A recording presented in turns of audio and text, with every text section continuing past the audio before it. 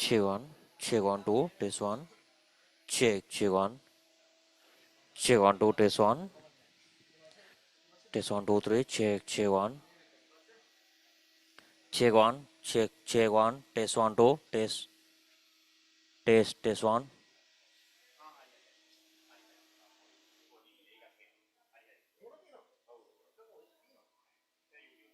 test one. Harne?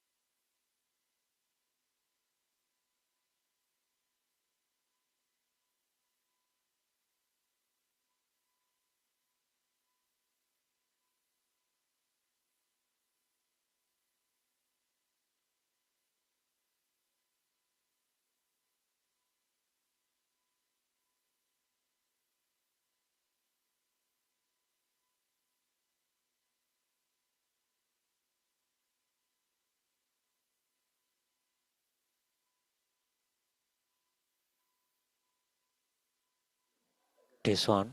Check one. Test one. Test one. Check one two. Test one two three. Check one. Check one.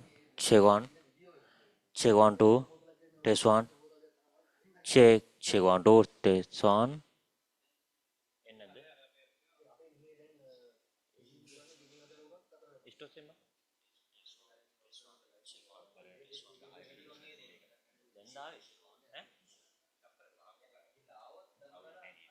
check one. නෑ නෝ ඒවා තාම එන්නේ දැන් හරියට මේ continue යනකොට අවුලක් මේ වෙන්නේ දැන් හරියට දැන් මම කතා කරලා දැන් පොන්නේ වුණා test one. ඔව්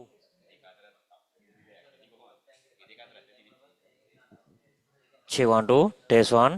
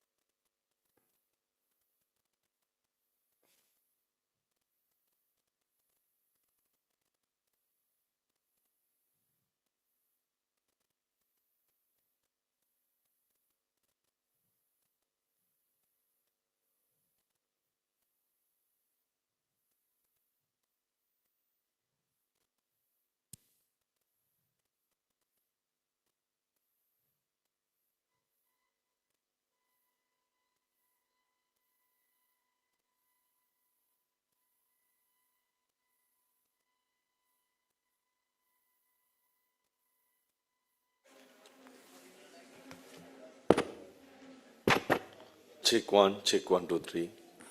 Check one, two, three.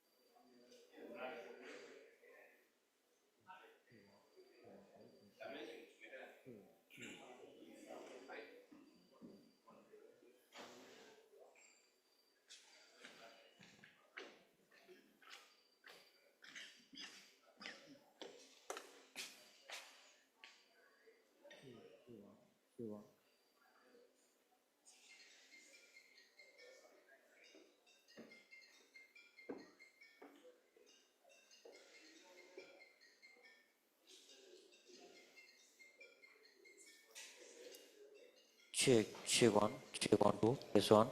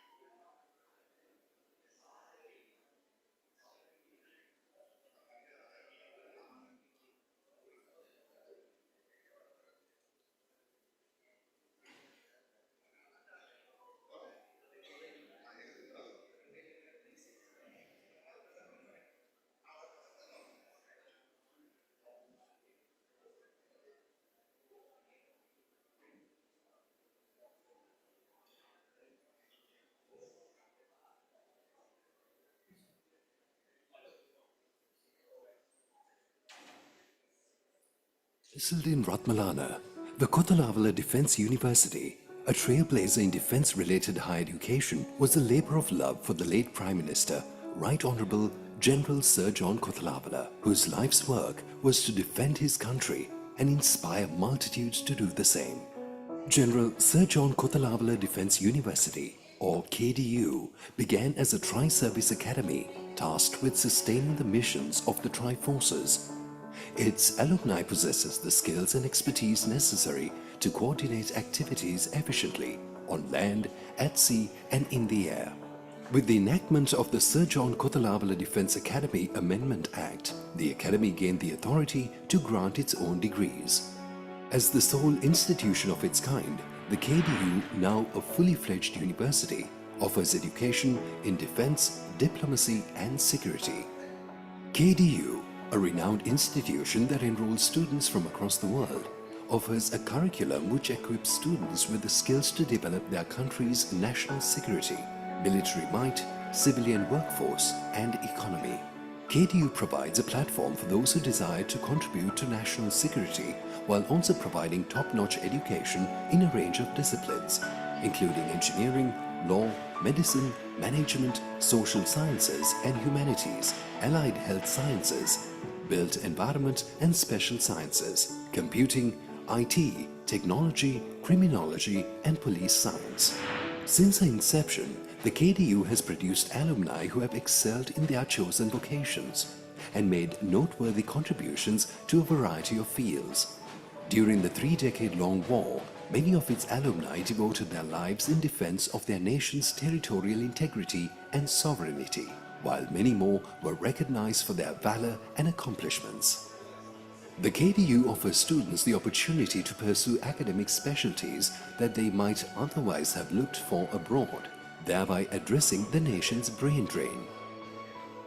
The KDU is an excellent choice for both domestic and international students, since its standards are in line with international norms and also because KDU collaborates closely with many overseas academic and research institutions. This ensures that KDU students have a multicultural, international experience on campus. The building of the university's teaching hospital was another addition to KDU. The hospital, with its state-of-the-art equipment and cutting-edge technology, offers specialized care serving the medical needs of the public. A second campus was established in Suryababa to facilitate the thousands of students seeking an education that would strengthen their commitment to their country.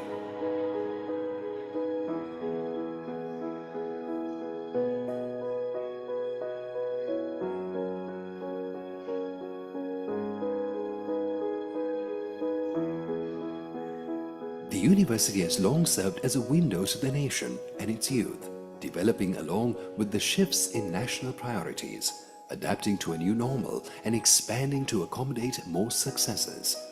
The three guiding ideals instilled in KDU alumni, discipline, knowledge and honor, along with lessons and values taught, mold them in such a way that they are prepared to accomplish great heights in life and to serve their country and the rest of the world with unwavering devotion. Together with its staff and students, the university stands as a tribute to Sri Lankans' desire to work in fields that enrich both their own lives and the world in which they live.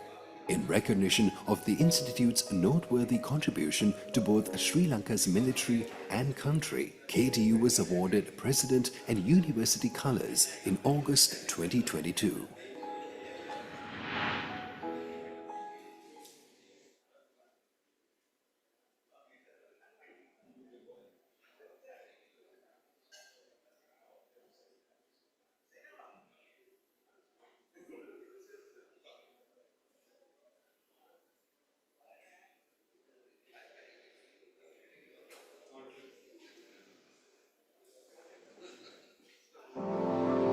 For the motherland forever.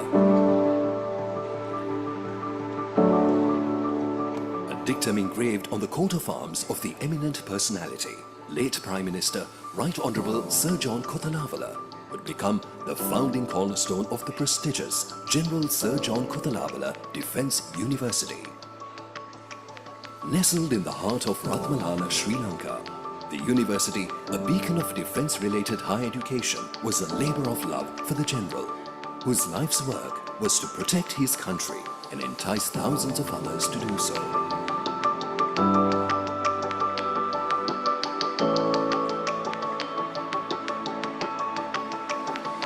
In the beginning, the General Sir John Kothalavala Defence University, now known as the KDU, was conceived as a tri-service academy and was referred to as the KDA.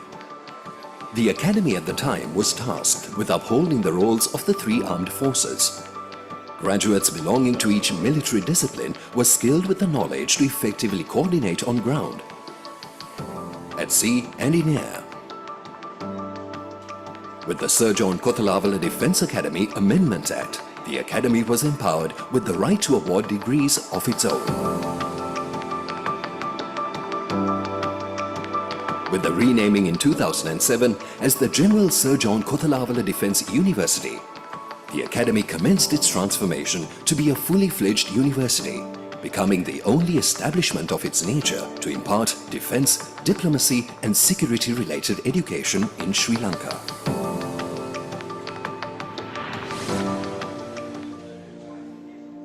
The university, with its world-class standards, systematic innovation in line with global practices, and local and international student body, places emphasis on the unification of fundamental ideas.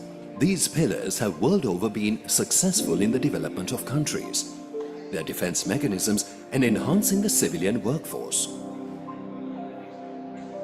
With the discipline of a military training establishment and the commitment for knowledge dissemination, KDU not only provides a platform for those who want to contribute to national security and development of one's country, but it also imparts high-quality education in an array of disciplines such as engineering, law, medicine, management, social sciences and humanities, allied health sciences,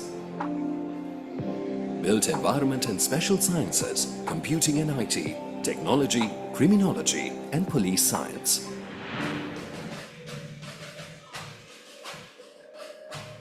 In its forward march of 4 decades, the KDU has produced alumni who have made brave sacrifices for the security and the territorial integrity of the nation and earned gallantry awards for serving the country with distinction. Many amongst them have made the supreme sacrifice for the motherland. Since the end of the war, those who pass out from the KDU operate in the tri-services and elsewhere as disciplined and committed leaders who continue to serve the national interests of the country.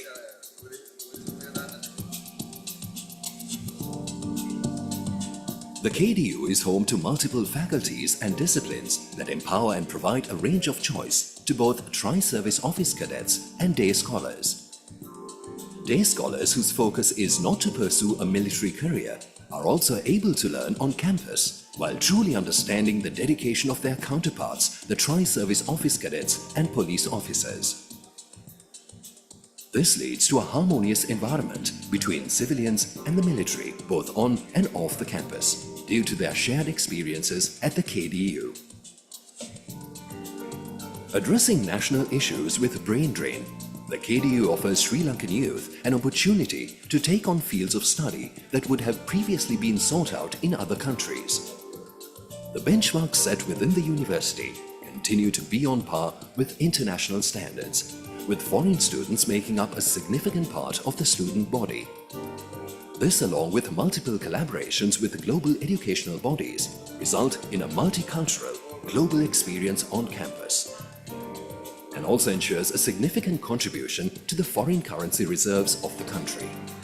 As officer cadets, we get an opportunity to interact with their scholars and to create a great bond between them while amplifying our level of motivation and makes learning more enjoyable. I myself is experiencing a diverse range of extracurricular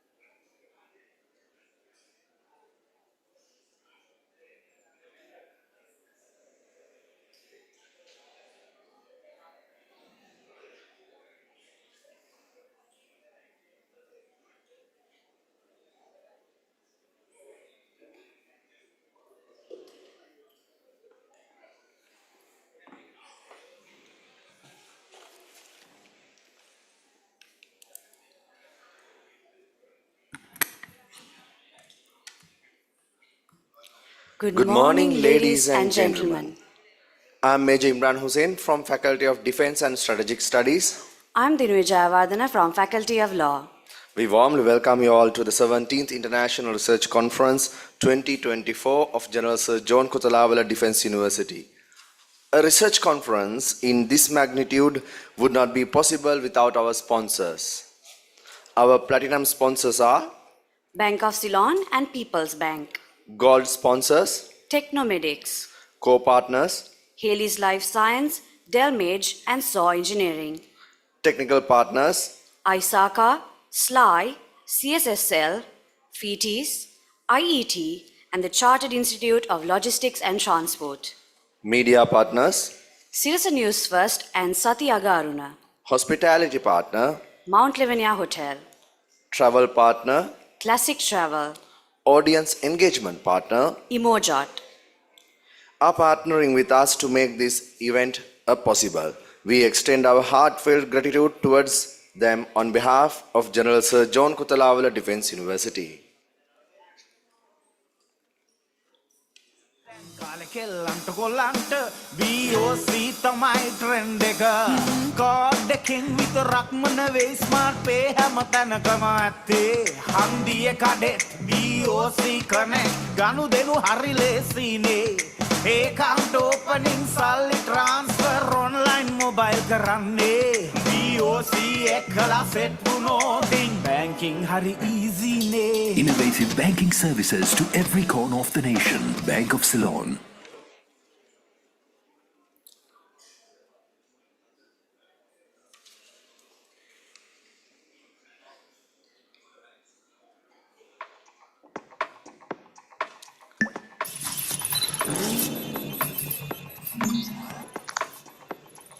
I'll go to the bank and come. No?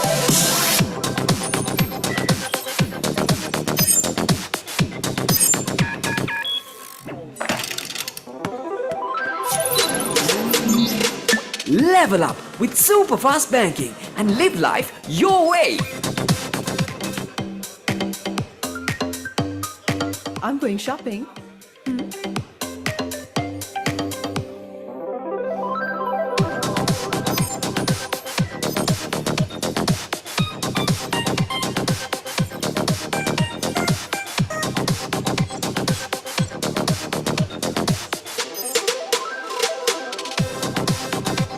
Banking that fits your lifestyle.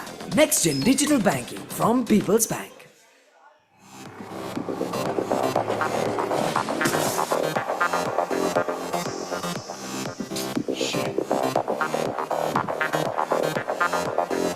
Got to open an urgent LC.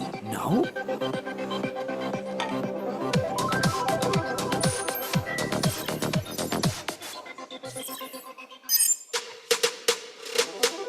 Stay in control of your business wherever you are. Next Gen Digital Banking from People's Bank.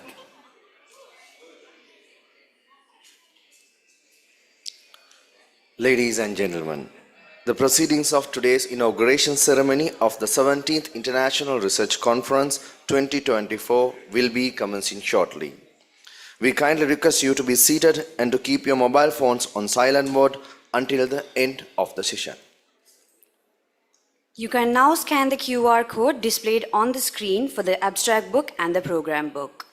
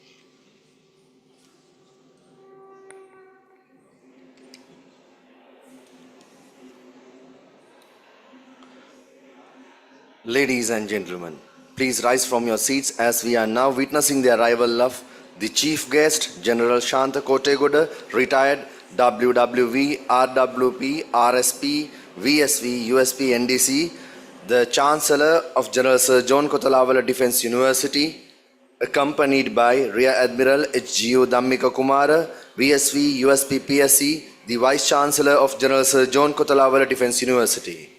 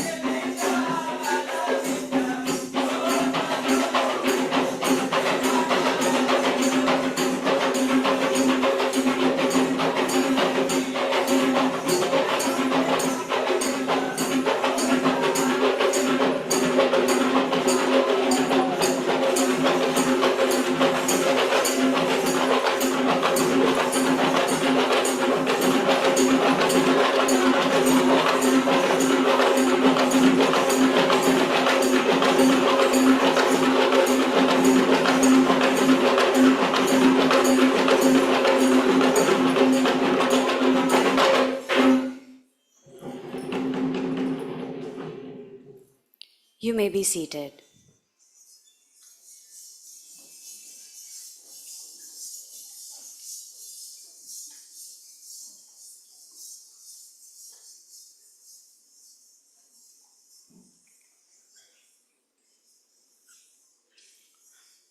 Chief Guest, General Shantha Kottegoda, WWE, RWP, RSP, VSV, USP, NDC, retired.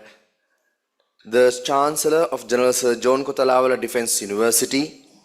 Keynote speaker, Professor Tissa Vijayaratna, Director and Chair, Department of Neurology and Stroke Services at Western Health, St. Albans, Victoria, Australia. Vice Admiral Priyantha Pereira, RSP and 2 bars, USP, NDU, PSC, the Commander of the Sri Lanka Navy. Air Marshal Udeni Rajapaksa, RSP and 2 bars, VSV, USP, RCDS, PSC, the Commander of the Sri Lanka Air Force. Rear Admiral HGU Dhammika Kumara, VSV, USP, PSC, the Vice Chancellor of General Sir John Kotalavala Defence University. Major General Chintaka Vikramasinghe, USP, USA, CGSC, Deputy Vice Chancellor, Defence and Administration. Professor Sanath Dhammika, Deputy Vice Chancellor, Academics. Rector of the Metropolitan Campus, Rector of the Kurunagala Campus, Dean of the Faculty of Defence and Strategic Studies, Deans of the Faculties, Conference Chair, Adjutant of KDU, Directors, Senior Officers, Lecturers, and all other distinguished invitees. A very good morning to all of you.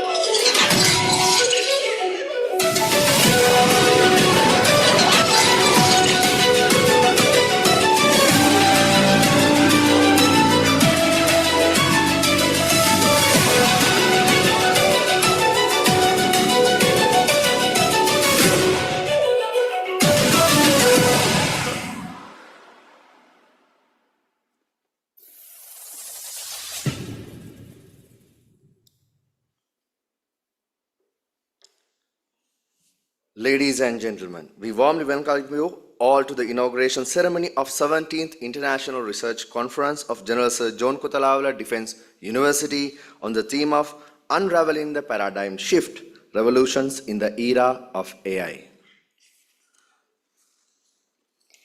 An international research conference of this caliber opens windows of knowledge sharing not only for research scholars and scientists, but also for practitioners, policymakers, experts, and university students one alike. Also, the conference team believes that the deliberation made today and tomorrow will transform into a timed intellectual academic dialogue.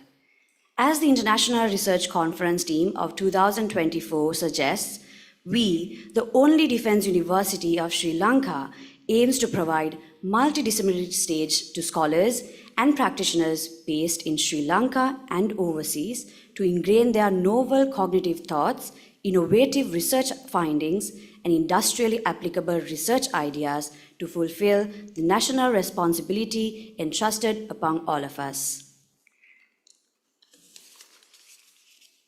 Ladies and gentlemen, we also want to acknowledge the presence of our online participants joining from different parts of the world.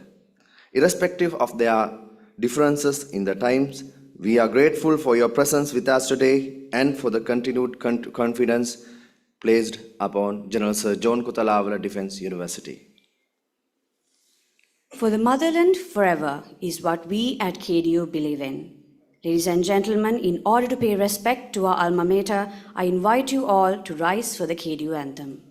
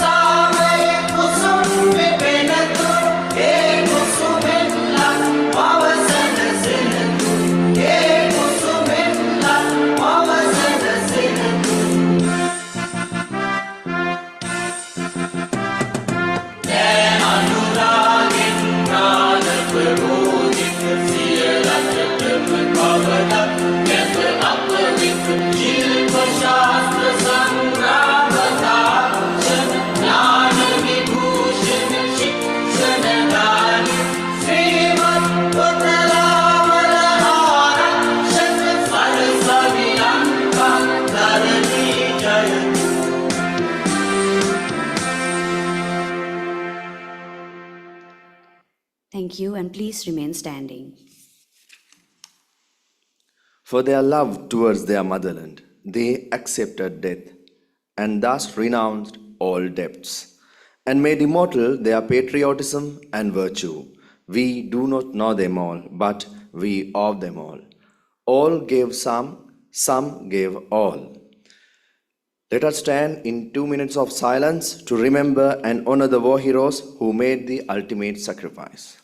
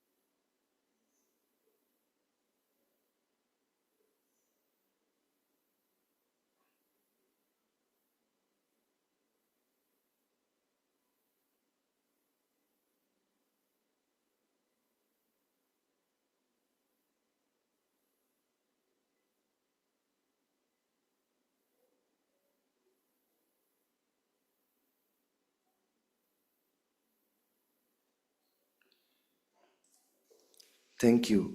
Ladies and gentlemen, you may take your seats now. Darkness cannot drive out darkness. Only light can do that.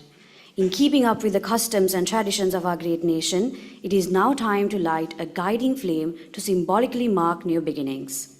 For this, I would like to invite the following dignitaries to step forward to light the oil lamp.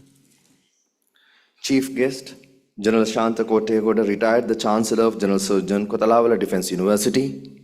Vice Admiral Priyantha Perera, the Commander of the Sri Lanka Navy. Air Marshal Udeni Rajapaksa, the Commander of the Sri Lanka Air Force. Rear Admiral H.G.U. Dhammika Kumara, the Vice Chancellor of General Sir John Kotalawala Defence University. Major General Chintaka Vikramasinghe, Deputy Vice Chancellor, Defence and Administration. Professor Sanath Dhammika, Deputy Vice Chancellor, Academics. The Conference Chair, Dr. Nirosha Vedasinghe. The Conference Secretary, Dr. Prasanna Herath. The University Under Officer, RWTS Vaduge. Day Scholars Sandri Ratnayaka representing the Day Scholars. We kindly request everyone to rise from their seats as we mark the grace of the beginning of today's event.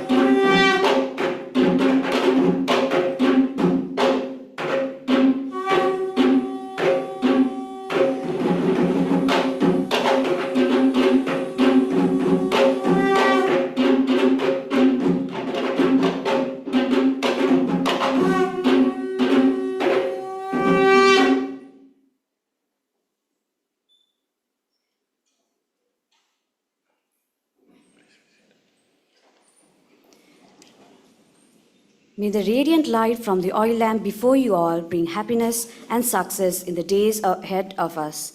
The International Research Conference of General Sir John Kotalawala Defence University 2024. Thank you.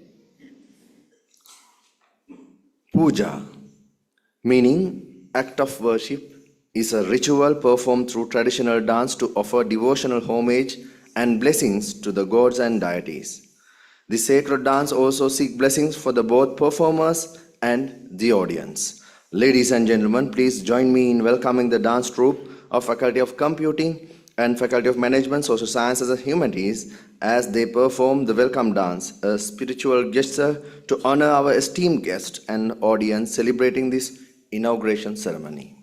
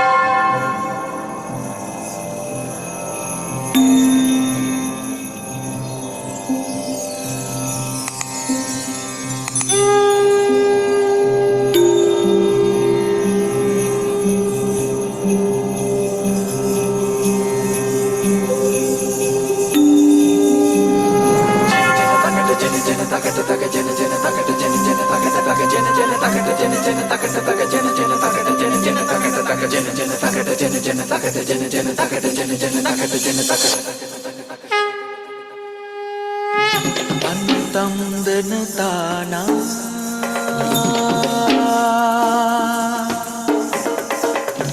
தேய் தந்தன தானே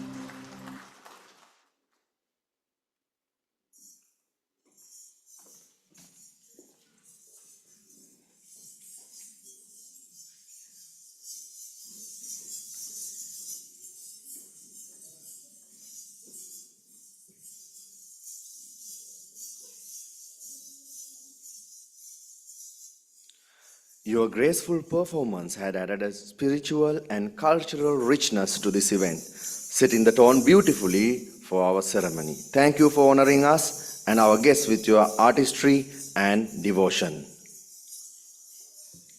Ladies and gentlemen, it is my privilege to invite with respect Rear Admiral HGU Dhammika Kumara, the Vice Chancellor of General Sir John Kothalawa Defence University, to welcome the distinguished audience. Over to you, sir.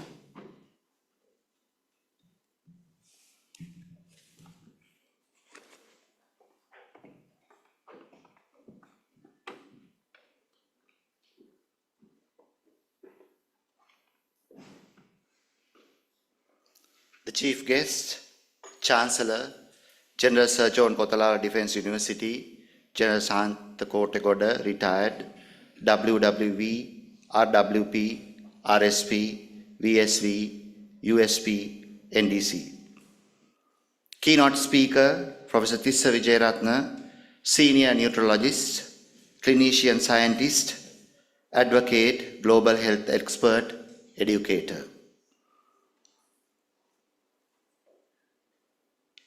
Senior officers representing the Diplomatic Corps, Commander of the Navy, Vice Admiral Priyantha Pereira, RSP and BA, USP, NDC, PSC.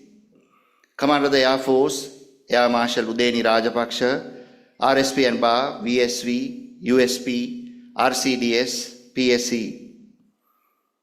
Eminent plenary speakers representing our friendly nations, former Vice Chancellors of other universities, former Commandants of KDA, Executive Director, UHKDU, Deputy Vice Chancellor, Defense and Administration, Deputy Vice Chancellor, Academics, Rectors, Deans of the Faculties, Director, UHKDU, the Center Directors, Senior Military Officers, Police Officers, Academics, Administrative Staff of KDU, Undergraduates, and all distinguished guests, including those who connected with us with the cyberspace. Ladies and gentlemen, good morning. At the very outset, let me extend my heartfelt gratitude to all of you for accepting our invitation and being present here. It is my great honor to welcome all of you to the 17th International Research Conference, a platform where brilliant minds gather together and exchange ideas, insights, and their innovations.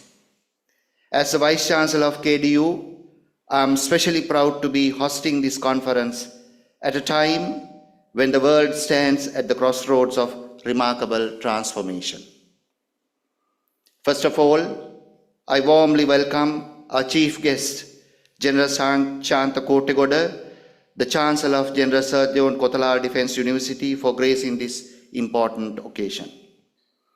As the Chancellor, General Kottegoda plays a pivotal role in guiding the university's vision and ensuring that it continues to uphold its prestigious legacy as a premier defense and academic institution. His leadership, stemming from years of distinguished service to the nation, has been instrumental in shaping the strategic direction of the university by fostering excellence in both military and civilian education. Also, I have the distinct honor of welcoming our keynote speaker, Professor Tissa Wijeratna. We are extremely grateful to you, sir, for accepting our invitation and honoring us with your presence to deliver the keynote address for this 2 days international conference. We are looking forward to listening to your words of wisdom, which will surely set the tone and most appropriate for this scholarly event. Next, I cordially welcome the Commander of the Navy and Commander of the Air Force, along with all other esteemed members of our Board of Management, to this significant event at KDU. Your presence here today truly make us proud. The collective leadership and experience you being representing the highest echelons of our nation's defense greatly enrich our university community. Your ongoing support and guidance have been invaluable in steering KDU's growth and ensuring we continue to excel in producing well-rounded, capable leaders for both military and civilian sectors. We are honored to have you with us as part of this momentous occasion.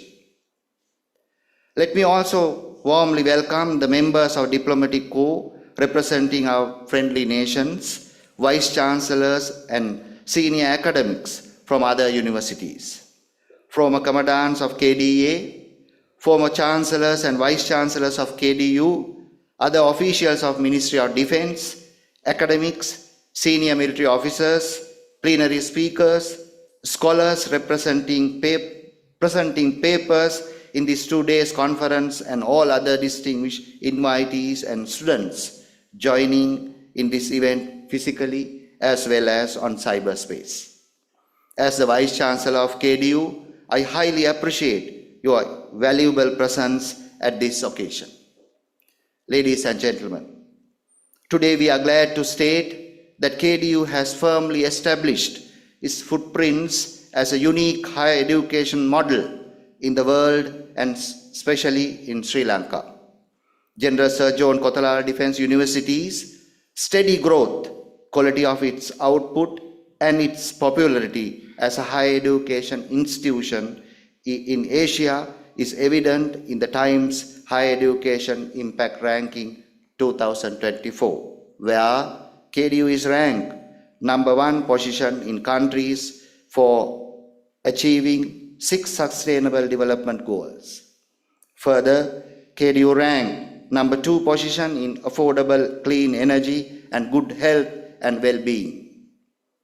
Ladies and gentlemen, as we all agree, this year's theme is befitting for today, and it is both timely and relevant. Today we are living in an era where artificial intelligence is no longer confined to the pages of science fiction, but has become an integral part of our daily lives, economics, and social fabrics. AI's potential is revolutionized industries from healthcare to education, from defense to agriculture, is immense, and it is reshaping the way we think, work, and live. As we understand, artificial intelligence in its many forms have begun to redefine the boundaries of human capabilities. From automating complex processes to enhancing decision-making through data-driven insights, AI has given us tools that have transformed our approach to problem-solving. But while the opportunities are vast, the challenges are equally significant. The responsibility of navigating ethical concerns, addressing data privacy issues, and ensuring equitable access to AI-driven innovations will be key challenges for us. Therefore, this conference serves as the ideal platform to tackle these critical questions and collaboratively chart a course that not only harnesses the transformative power of AI, but also ensures that it's befitting and shared by all. Ladies and gentlemen, it is obvious AI became a powerful tool today, and at the heart of this revolution is the research.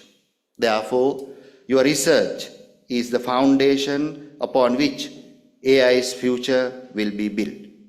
As a university, we are committed to fostering an environment that encourages innovation, exploration, and collaboration at all levels. At KDU, we have long recognized the importance of being at the forefront of technological advancement. Our commitment to research is in AI and related fields is stronger than ever. Through our partnerships, interdisciplinary research, and continuous investment in state-of-the-art facilities, we aim to contribute to the global knowledge pool and help address some of the most pressing issues of our time. Ladies and gentlemen, since its humble beginning in 2008, the KDU International Research Conference has gained gradual momentum as a trusted forum for countries, scholarly and defense communities to showcase their multidisciplinary research outcomes. The increase in numbers and the quality of research papers submitted and presented are noteworthy. In addition, today's event is another testament of our power of collaboration. Well-renowned and well-accepted Sri Lankan senior academic and medical practitioner, the Professor Tissa Wijeratna, along with other invited experts, researchers, and innovators across the globe are here with us. Hence, we have a unique opportunity to learn from one another. The knowledge and expertise that will be shared over the course of this conference will undoubtedly pave the way for groundbreaking development in the field of AI. Let us also take this opportunity to look beyond the technological aspect of AI and reflect on its social, ethical, and cultural implications. As we unveil this paradigm shift, we must ensure that AI serves as a tool for betterment of society and does not enhance existing inequalities or create new forms of divisions.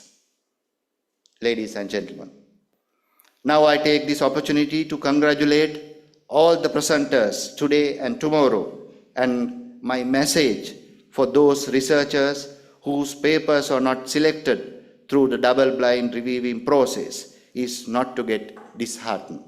This year, the competition was severe. We have selected only a total of 441 papers to present today and tomorrow. We wish you well in your research work and urge you to try again for a placement in the next conference. Now, I take this opportunity to express my heartfelt thanks to the chairman of the conference organizing team, Dr. Nirosha Vedasinghe, Secretary, Dr. Prasanna Herath, and the other members of the team for their tireless hours, days, and weeks you spent to see this important event an immensely successful conclusion. Finally, as we inaugurate this conference, I am filled with optimism about the future of AI and the role that KDU and all of you will play in shaping it. This is a moment for us to think boldly and act responsibly and collaborate deeply to ensure that this technological revolution leads to a brighter, more inclusive, and sustainable future. However, it is important to remember that we must not forget the fundamentals, including natural sciences and, most importantly, natural intelligence, before fully embracing with AI. In closing, I would like to extend my sincere gratitude to all the sponsors and participants who made this event possible.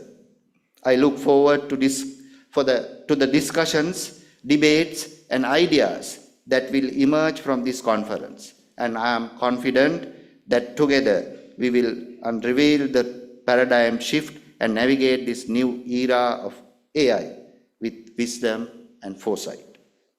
Once again, I welcome our chief guest, keynote speaker, and all other distinguished invitees. I convey my congratulations to all the researchers who will be presenting their research today and tomorrow. Thank you and have a fruitful days.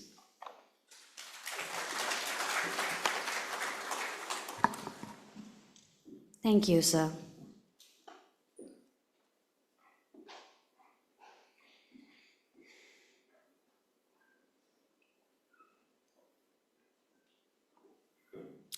Ladies and gentlemen, as we progress through this morning, it is now my distinct honor to invite Major General Chintaka Wickramasinghe, the Deputy Vice Chancellor Defence and Administration, to introduce our esteemed chief guest of 17th International Research Conference 2024. Sir, over to you.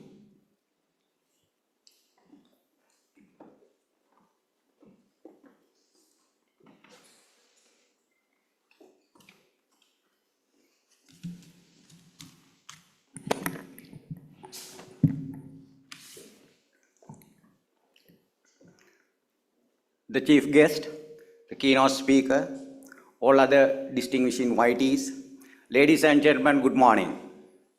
With a sense of great pride and honor, let me introduce General Shantha Kottegoda, retired WWV, RWP, RSP, VSV, USP, NDC, the chief guest of the 17th International Research Conference of the General Sir John Kothalavala Defence University.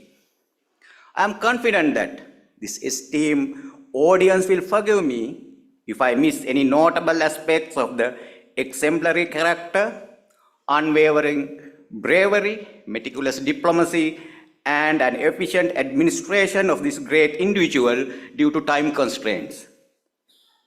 During a career over 5 decades, General Shantha Kottegoda served as the 17th Commander of the Sri Lanka Army, Ambassador of Sri Lanka to Brazil and Thailand, and the Secretary to the Ministry of Defence. His journey stands as a testament to dedication, versatility, and excellence in service as a distinguished military officer. Presently, he holds the prestigious position of the Chancellor of the General Sir John Kothalavala Defence University.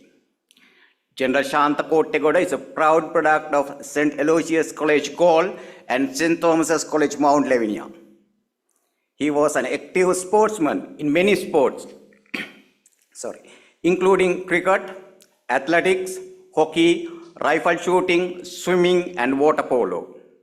He excelled in school cadetting as a company quartermaster sergeant and was a senior prefect and the head prefect of Buck House. His dedication and commitment shown in both sports and leadership roles during school time prepared for him an outstanding career in the military. He was enlisted to the Sri Lanka Army on 5th February 1970 as an officer cadet. Upon commissioning as a second lieutenant, he was posted to the 1st Battalion Sri Lanka Light Infantry in 1971. He rose through the ranks, ultimately becoming the commander of the army in the year 2004.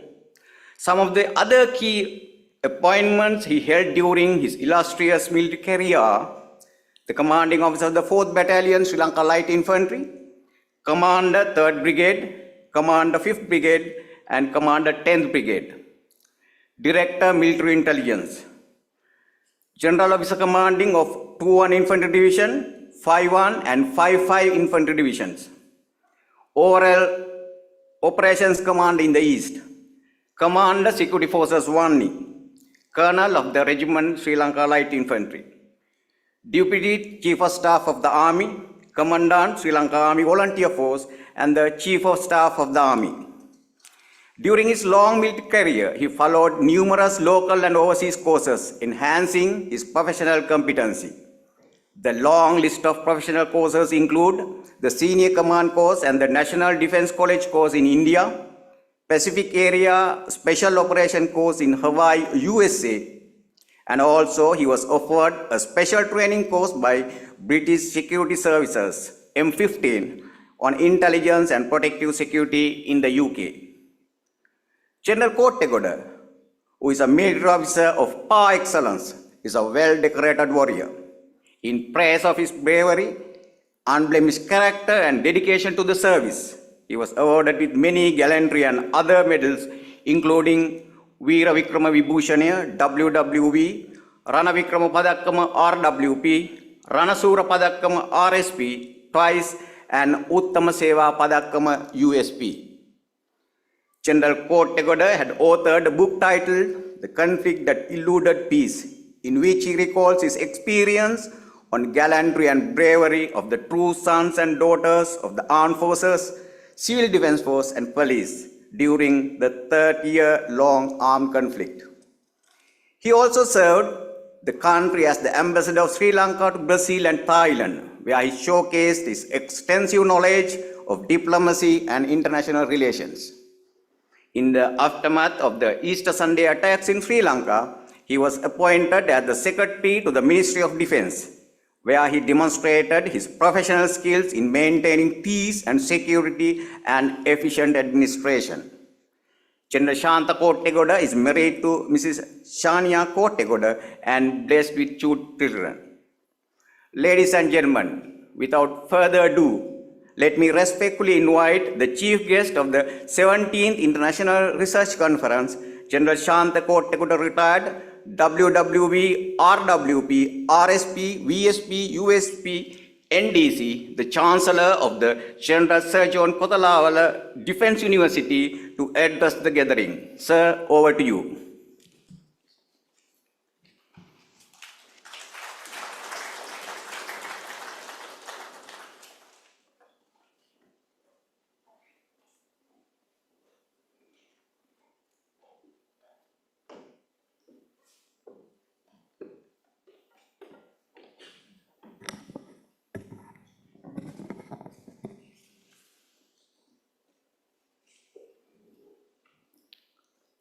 Keynote speaker, Professor Tissa Vijayaratna,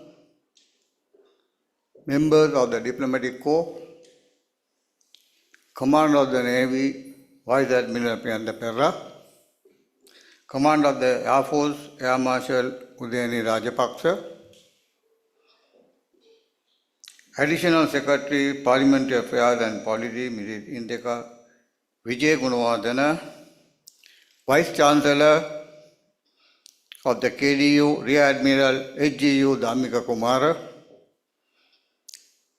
eminent plenary speaker representing our friendly nations, former chancellors, former vice chancellors,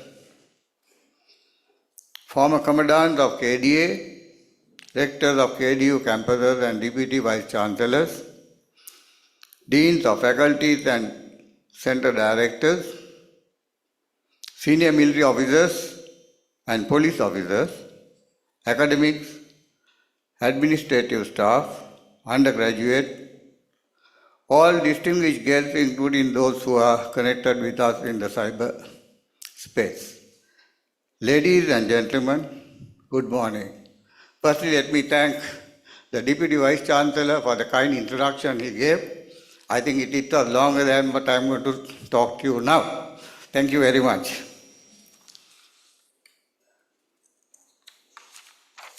It is with great honor and immense pride that I stand before you today as the Chancellor of General Sir John Kotalawala Defence University. On the auspicious occasion of the 17th International Research Conference, I am deeply grateful to the Vice Chancellor of KDU for inviting me as the chief guest to address such an assembly of intellectual minds gathered to discuss one of the most pressing and transformative themes of our time, unraveling the paradigm shift revolutions in the era of artificial intelligence. We find ourselves at a critical juncture in human history. The era we live in is marked by rapid technological advancements, and at the heart of this evolution stands artificial intelligence, a force that is representing, reshaping the very foundation of how we live, learn, work, and think. This revolution is not distant concept of the future. It is already here, altering industries, economies and societies in ways we could have scarcely imagined even a decade ago. The paradigm shift we are experiencing is both profound and multifaceted. AI has transcended beyond being a mere tool. It has become an enabler of unprecedented possibilities.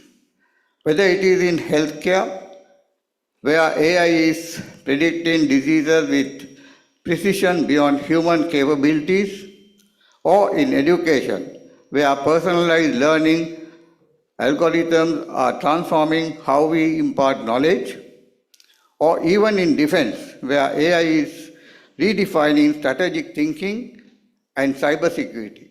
AI is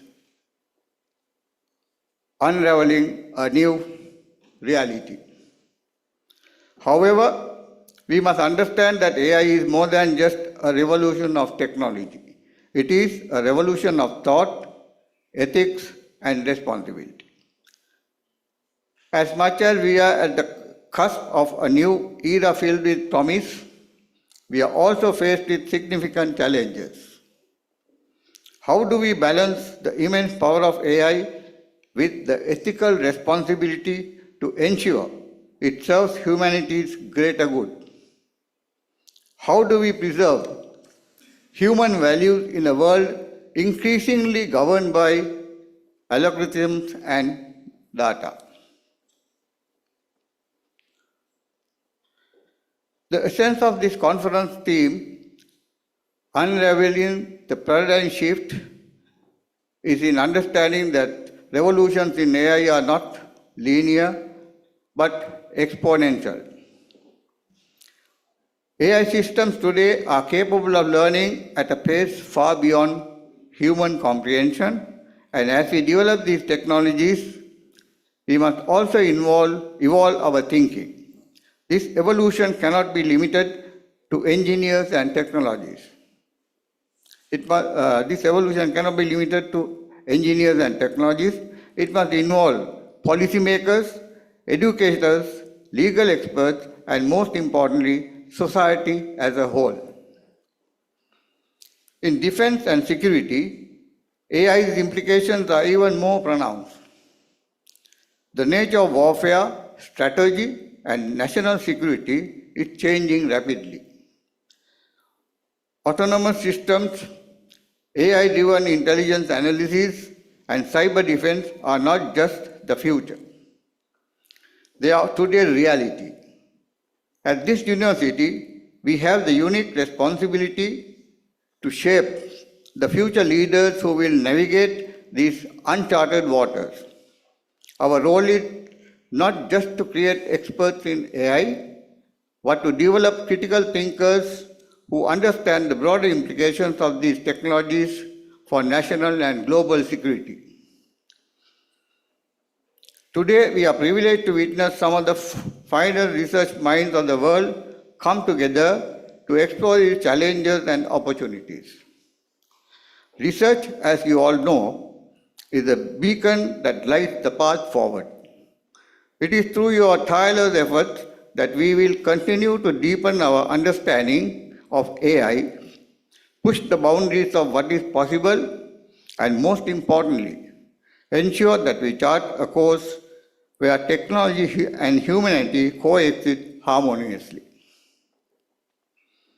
Let us not forget that the true potential of AI lies not in replacing human intelligence, but in augmenting it.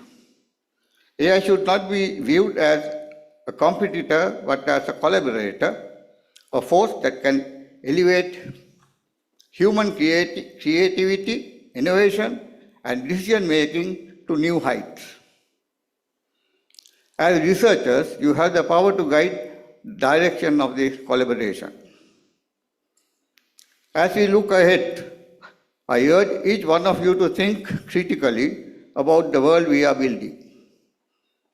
We are not just spectators of this AI revolution, we are its architects. What kind of future do we want AI to help us build? Will it be one where technology deepens inequality and threatens privacy? Or will it be a future where AI enables us to solve the greatest challenges of our time? Climate change, global health, sustainable development, and peace. At this conference, I challenge you all to think deeply, question boldly, and innovate fearlessly. The research you undertake today will shape the course of our future.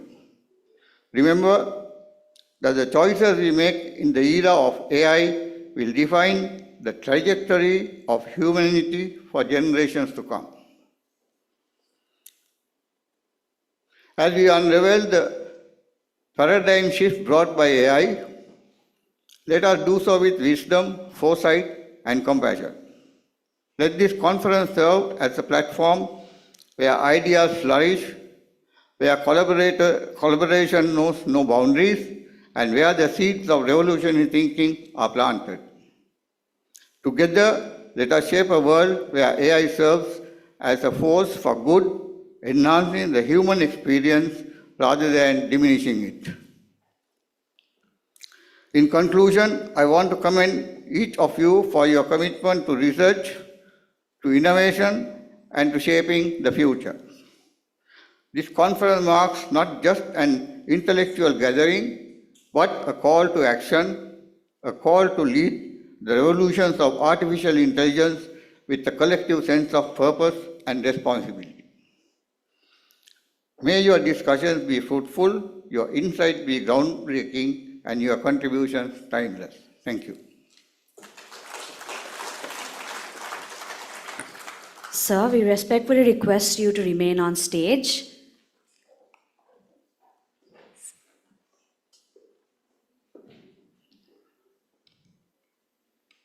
We would also like to take this as an opportunity to thank you for those timed intellectual words that truly inspired the audience. Now I respectfully call upon Rear Admiral Dhammika Kumara, the Vice Chancellor of General Sir John Kotalawala Defence University, accompanied by Lieutenant Colonel Rohan Kumara, the Adjutant of General Sir John Kotalawala Defence University, and Dr. Nirosha Vedasinghe, Conference Chair of International Research Conference 2024, to present the token of appreciation to our esteemed chief guest.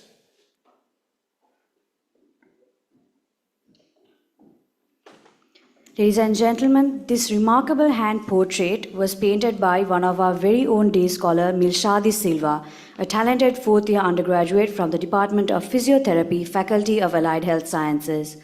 This masterpiece reflects the diverse talents nurtured within our institution, reminding us of the incredible potential our students hold across various disciplines.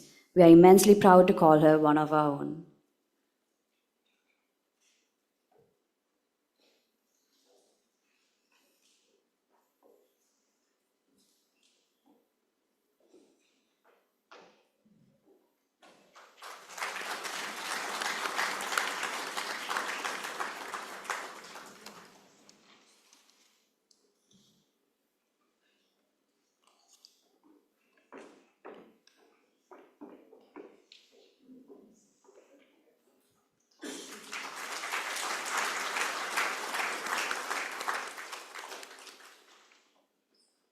Thank you, sir.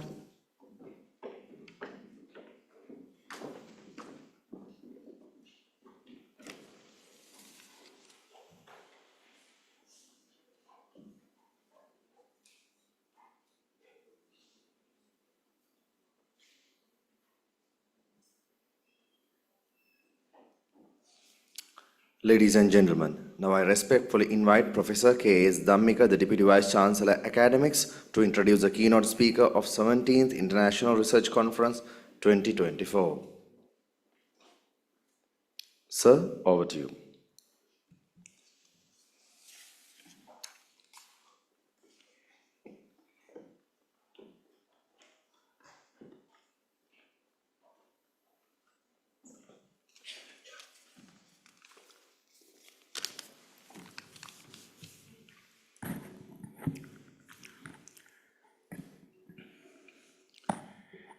Esteemed ladies and gentlemen, very good morning to all.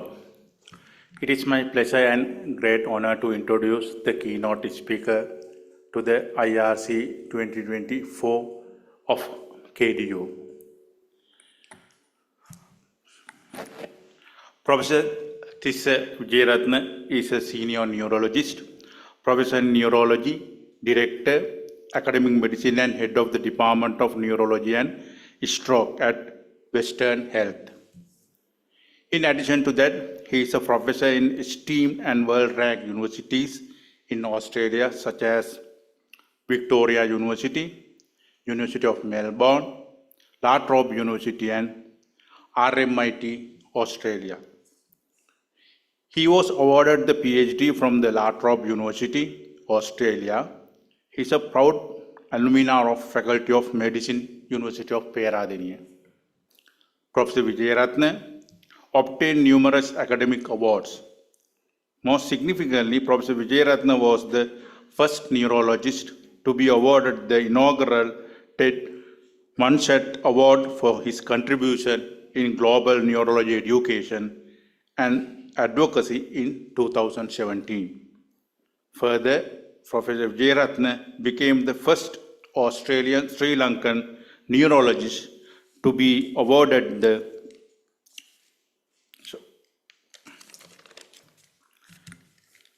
world-winning Donald M. Followat Advocacy Program, American Academy of Neurology in 2008. Professor Tissa is a proficient publisher and accomplished international speaker with his transnational research in clinical neurology, generating more than 246 publications and 128 invited presentations. He has more than 73,000 citations with H-index 73. He is currently the editor-in-chief in prestigious Neurology International and review editor for several open access journals. His affiliation and fellowships are an extension list, very few of which I am to mention here due to time constraint. Professor Vijayratne's research group was the first to describe post-COVID-19 neurological syndrome known as long COVID. He is the current chair, Special Interest Group for Headache and Migraine, World Federation of Neuro Rehabilitation, and he is the chair, Public Awareness and Advocacy Committee since 2018 with the World Federation of Neurology.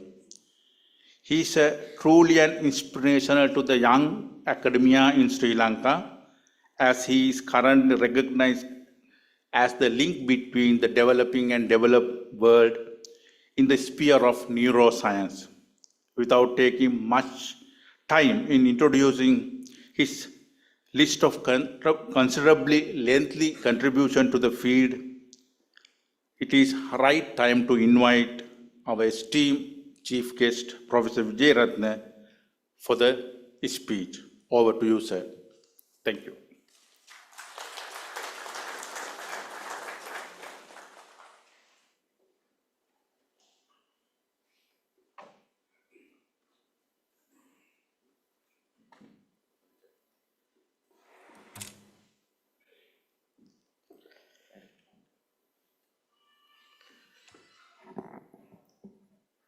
Ladies and gentlemen, very good morning to all of you.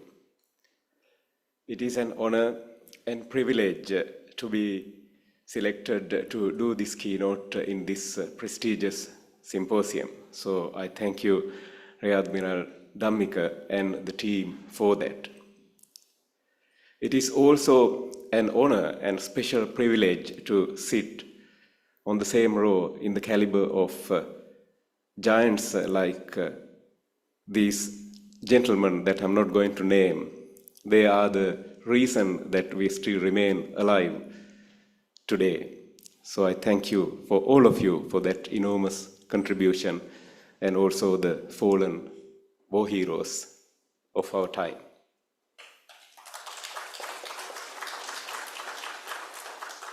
Just to put into the perspective, although I migrated to Australia in 1999, I have been traveling back and forth Sri Lanka every year, multiple times, except during post-COVID. So before you contain this war, me and my wife, who is a senior psychiatrist, we are parents of 2 children who are also pursuing a career in medicine. We used to travel in 2 different vehicles, just in case. If one goes, the other remain. This is a true story. And purely thanks to your contributions, we stopped that. When we travel as a family, we can happily and safely travel together. So I thank you for that. Ladies and gentlemen, over the last 20 years, I spent enormous amount of time to putting brain health as a household name. You might wonder, why the hell that this guy has selected brain health when the conference theme is artificial intelligence? Hopefully, I will convince you that we are in enormous amount of trouble. In fact, a bigger trouble than the war that I was talking about as human beings. And it is immensely necessary for us to not to forget the roots of humanity, but use the AI tools cleverly and effectively so that Homo sapiens, or human being, can continue to rule this world kindly and compassionately, keeping a one world for all of the beings on top of human beings also. So I would hope that at the end of this keynote, we would all walk away from this symposium identifying the emerging concepts in what is known as preventive neurology or preventative neurology, whichever the word that you prefer to use, both are correct, and their impact on brain health. And I would hope I would convince you and help you to understand current trends and the evidence that we ourselves and others generated over the years, highlighting the importance of preventive brain health or preventive neurology, and identify the link between preventive neurology and promoting equity in brain health.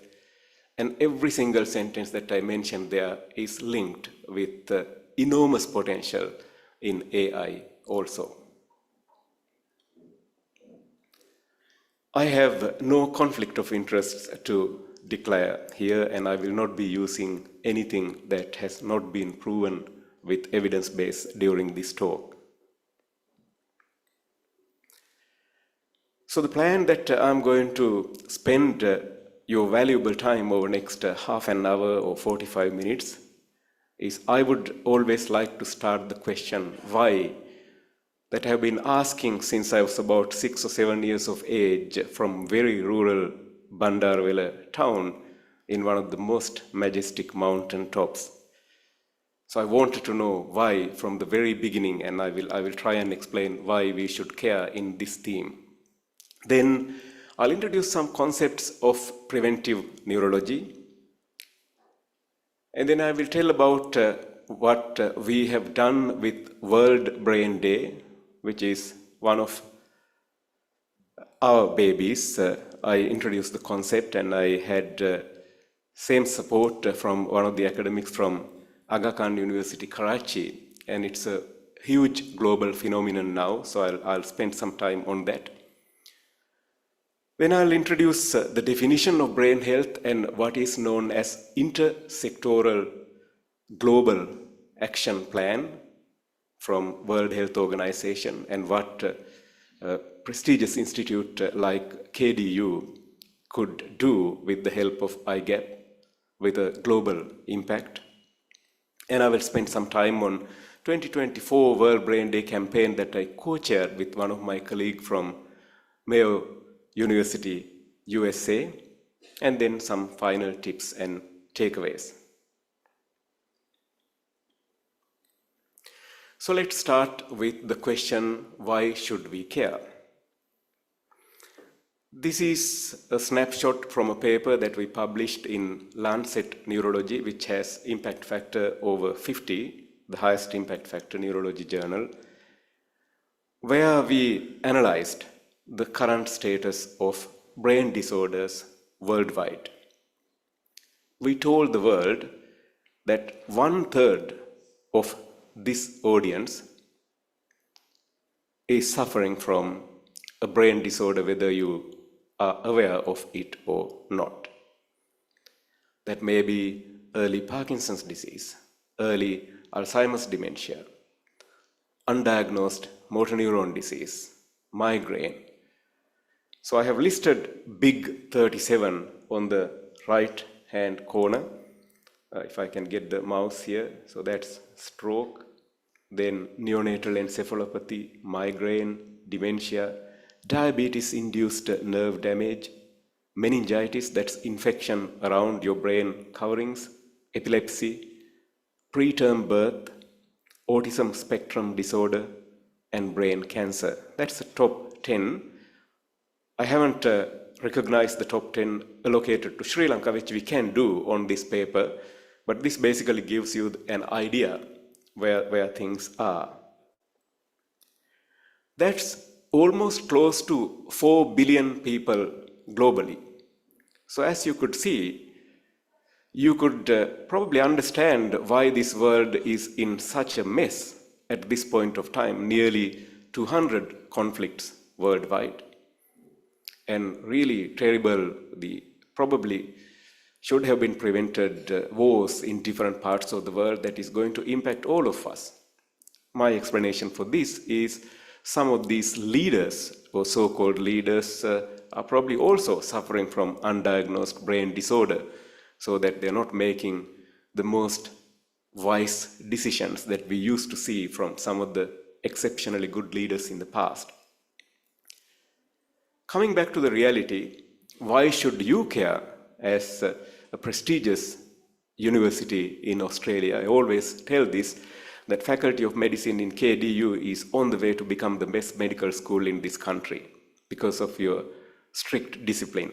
I've told this a few years back when Pandula and others invited me to do a plenary speech, and I still stick to that, having been watching all other medical schools. So keep doing your good work. So why should you care? Because 80% of these brain disorders impact countries like Sri Lanka more than countries like Australia. So low to middle income countries suffer the biggest burden of neurological disorders that is going to cause more chaos than what you see as chaos. The impact of this is going to be much higher than the impact of the grocery bill that you are probably reluctant to pay these days when you visit Keel's supermarket when you purchase groceries, or the tax that you pay.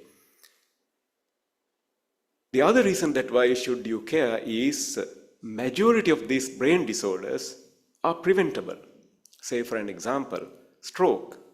While we have 116 million stroke sufferers worldwide, at least 100 million of them should have never had a stroke in the first place, because we worked out over the last 20 years or so all the preventable aspects of stroke that you and me should have been following since we were born to this world, perhaps even before we even came to this world.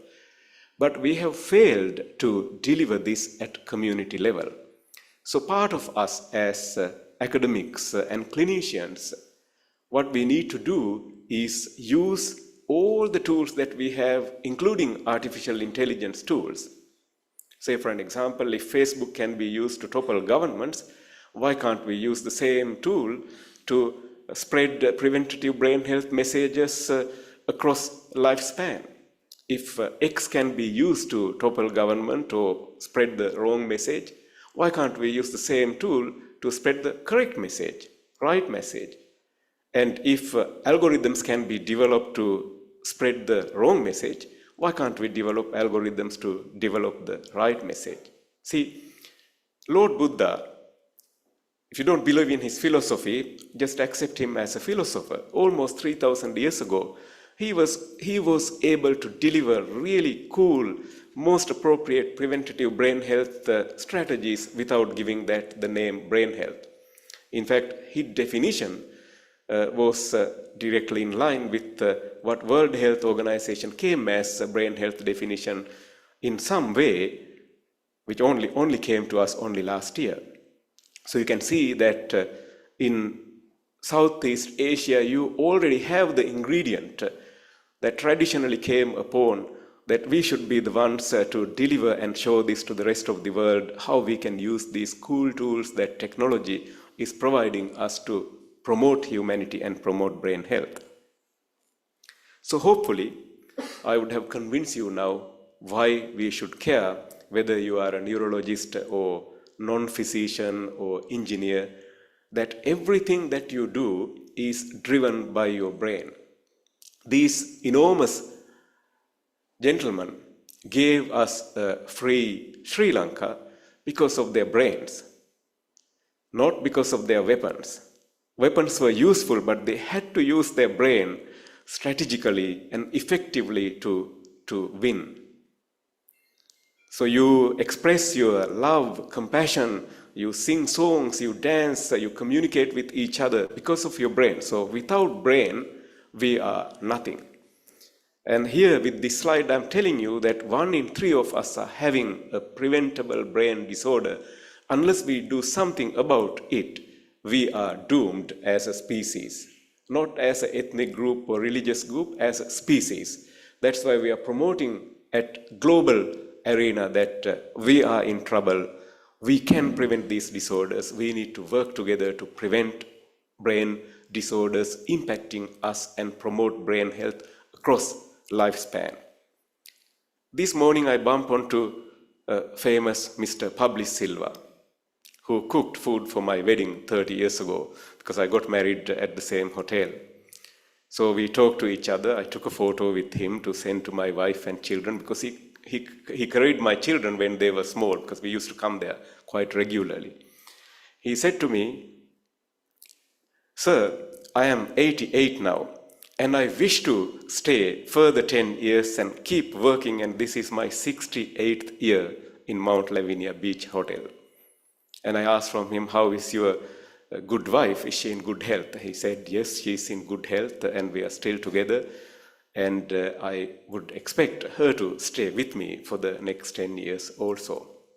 So that's brain health or preventative brain health at very best. So we can do this by working together. And KDU can become the leader in this field and tell the future governments how you can become the first brain health friendly university and practicing these preventative brain health strategies, and you can invite rest of the other universities to follow.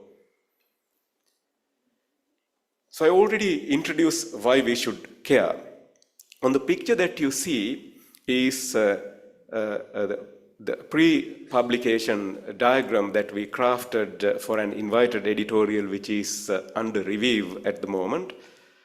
And here in this picture we have given 5 preventive behaviors and 5 preventive numbers. So if you walk from here, if you can see my mouse, when we manage stress better across lifespan, we prevent our brains getting sick.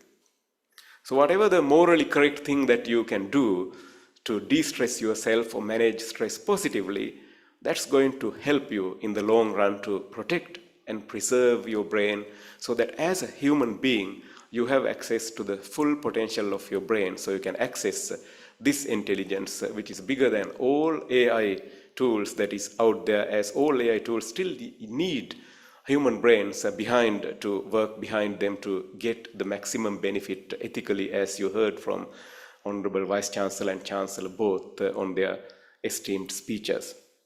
Then sleep. Sleeping too much and sleeping too little are both unhealthy for your brain.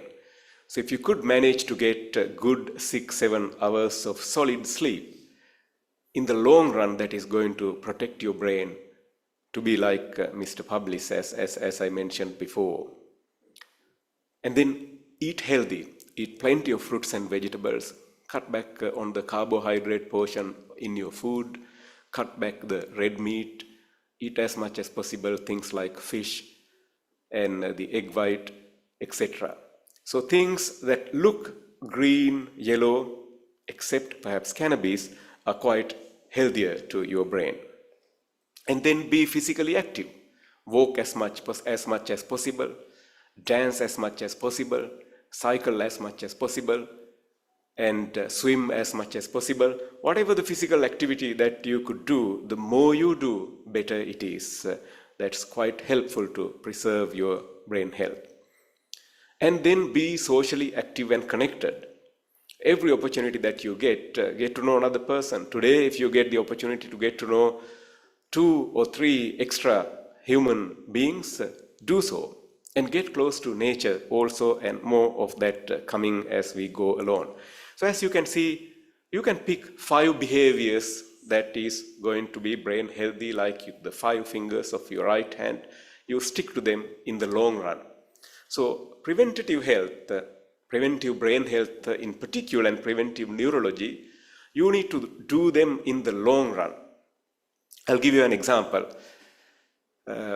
If you ask from me, when did I realize that the relationship with my wife is the right one and the real one and the long-lasting one, I cannot give you a specific time frame.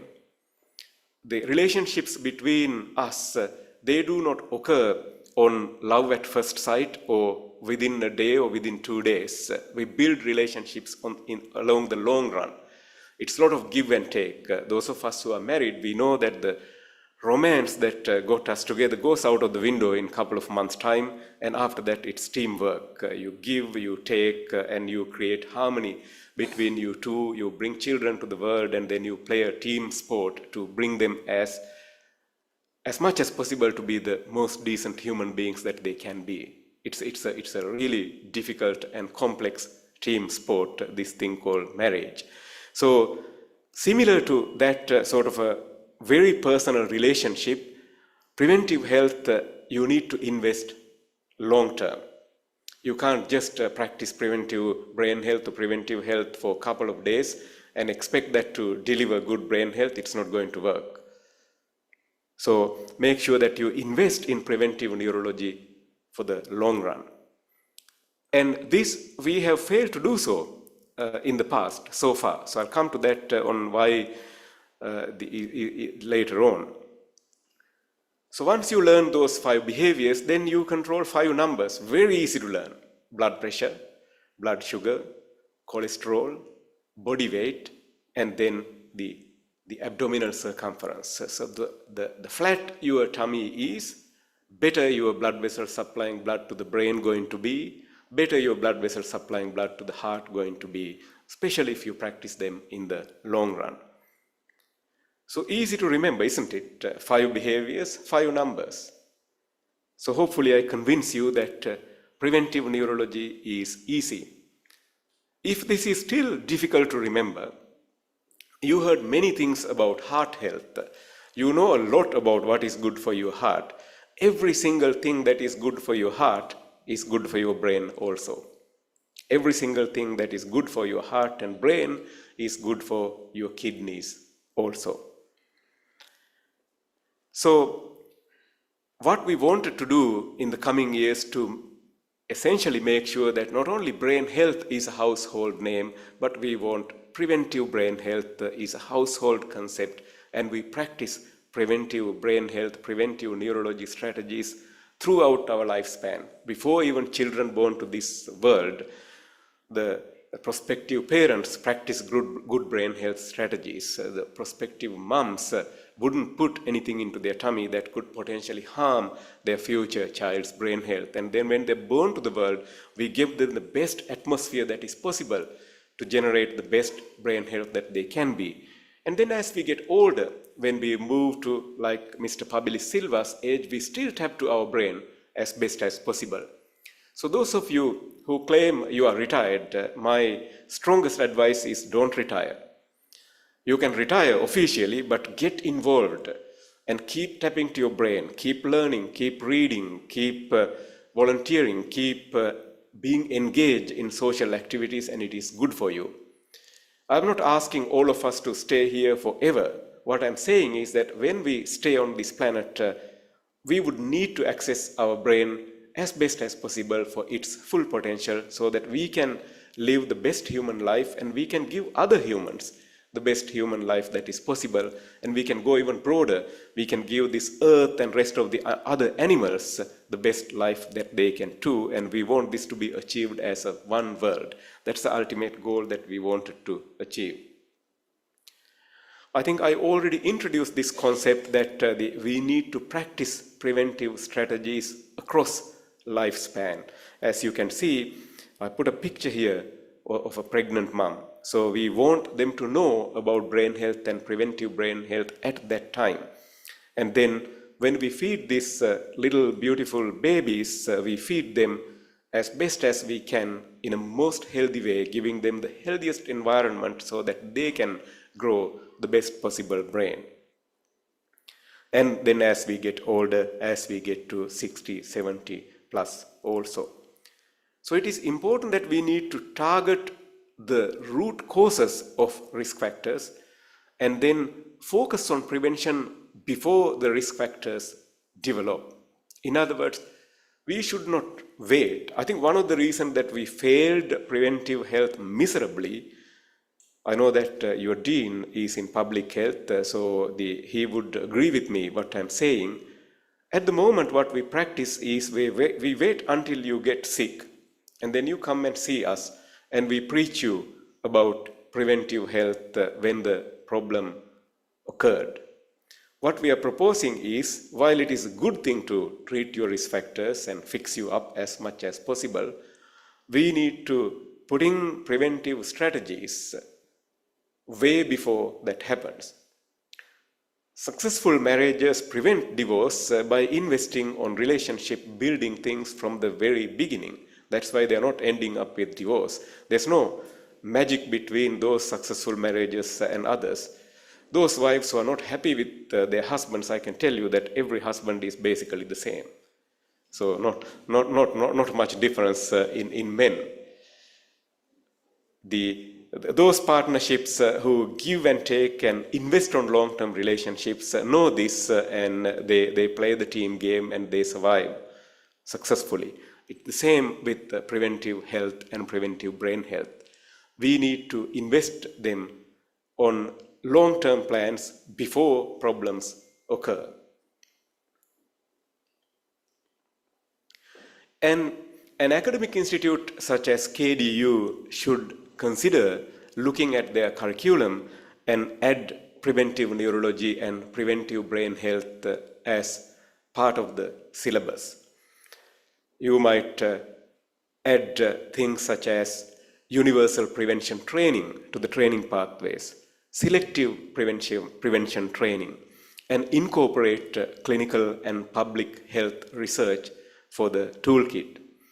I was talking to your allied health school dean last night at the dinner, suggesting that why he should seriously consider bringing optometry to KDU. A couple of PhD students are working with me in Melbourne, Australia. We learn over the last couple of years just by looking at functional eye changes, because your eye is a window to the brain. Again, if you look at Eastern philosophy, this was mentioned 3,000 years ago, that how these five senses and containing and controlling five senses, especially eye in particular, there was a lot of space given in ancient scholarly, the writings, including Buddhist writings. Same is true today. When I talk about brain health, human behavior, 90% of the human behavior is driven by your eye. Inside your eye, you have optic nerve, that's 14 million neurons or 14 million electrical wires that share the same anatomy, the genetics, structural relationship with blood vessels inside the brain. And this is the only place that fellow humans can directly visualize blood vessels to the naked eye with a machine. So we were working on the tablet-based, the functional vision measurements. I was interested in, rather than getting a snapshot, measuring the trajectory over time. And we have generated a number of publications over last years showcasing that some of the tools are more sensitive than MRI scan of the brain with acute insults to the brain such as concussion and stroke. So more work will be done, and if you commence an optometry clinical school, and if you bring this sort of capabilities which I can help you easily, as I work with a couple of senior colleagues in this field, you would be the first one in Sri Lanka and first one in Southeast Asia to translate these things to the bedside. One of the advantages of a simple clinician like me is we see patients day in and day out. We also do research, and translating them to real practice is super quick, as we are the ones who are delivering them also. Similarly, these days we could do sophisticated ultrasound scans of the eye. Again, we have several million data points of these things that we have not built sophisticated artificial intelligence algorithms yet, but there are a couple of PhDs working on these things in Parkinson's disease, Alzheimer's dementia, migraine as we speak, so we would know more in time to come. Again, we also did some work on simple blood counts. Most of you are familiar with what is known as full blood count. We looked at different parameters of full blood count and then observe what would happen to them in multiple time points in different neurological disorders. We can see certain patterns that are predictive of bad news in time to come. So these things can have the enormous potential of generating artificial intelligence algorithms, which are quite cheap, quite cost-effective, still helpful for us to measure the trajectory of preventive brain health as well as secondary preventive brain health when people get brain disorders. So as you can see, we could generate clinical research as well as public health research in preventive neurology across these disciplines. So I'm inviting KDU and faculties and academic departments to consider exploring these ideas, because no university in the world, including my own universities in Australia, have not developed them just as yet. So you could become some of the world's first facilities if you take these things up. So this is a picture that I have taken from Lancet special commission that was allocated to dementia just a couple of months back. So what I wanted to show you is the power of raising awareness and action. I figured this out as a young specialist about 15 years back. I realized that we are dealing with a lot more sick brains than what we are capable of handling. Australia is home for like 500 neurologists. Sri Lanka is home for about perhaps maybe 60, 70 neurologists. Significant number of them trained with us in Melbourne during last 20 years. Unfortunately, I'm aware that a couple of my UK colleagues are here.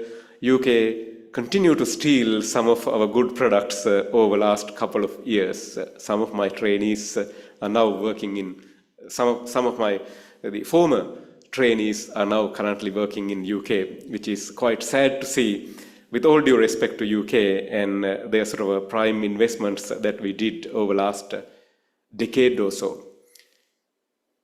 So as you can see from this picture, so what you see on the most top part is, if we educate our children, which Sri Lanka is quite good at. I already told you that I was born in one of the most rural parts of Sri Lanka. I did not even know that I could end up in medical school when I was in high school. I just picked up biology because I didn't like mathematics stream. Then I ended up in the medical school, and rest is history.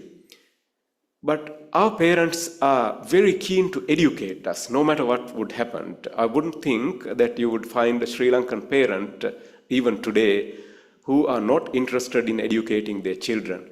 So education is, in fact, the early education in particular, is one of the most powerful ways to prevent your brains getting sick. In fact, even as we get older, if you started to learn now, let's say that you are a senior neurologist who is retired, then you must read non-neurological things that you hate to read during your youth and working time. That challenge your brain. So the almost 5% of dementia can be prevented by educating children at a younger age. And then you would be surprised to hear that improved hearing as you get older is one of the lowest hanging fruits of preventing dementia. Same goes with improved vision.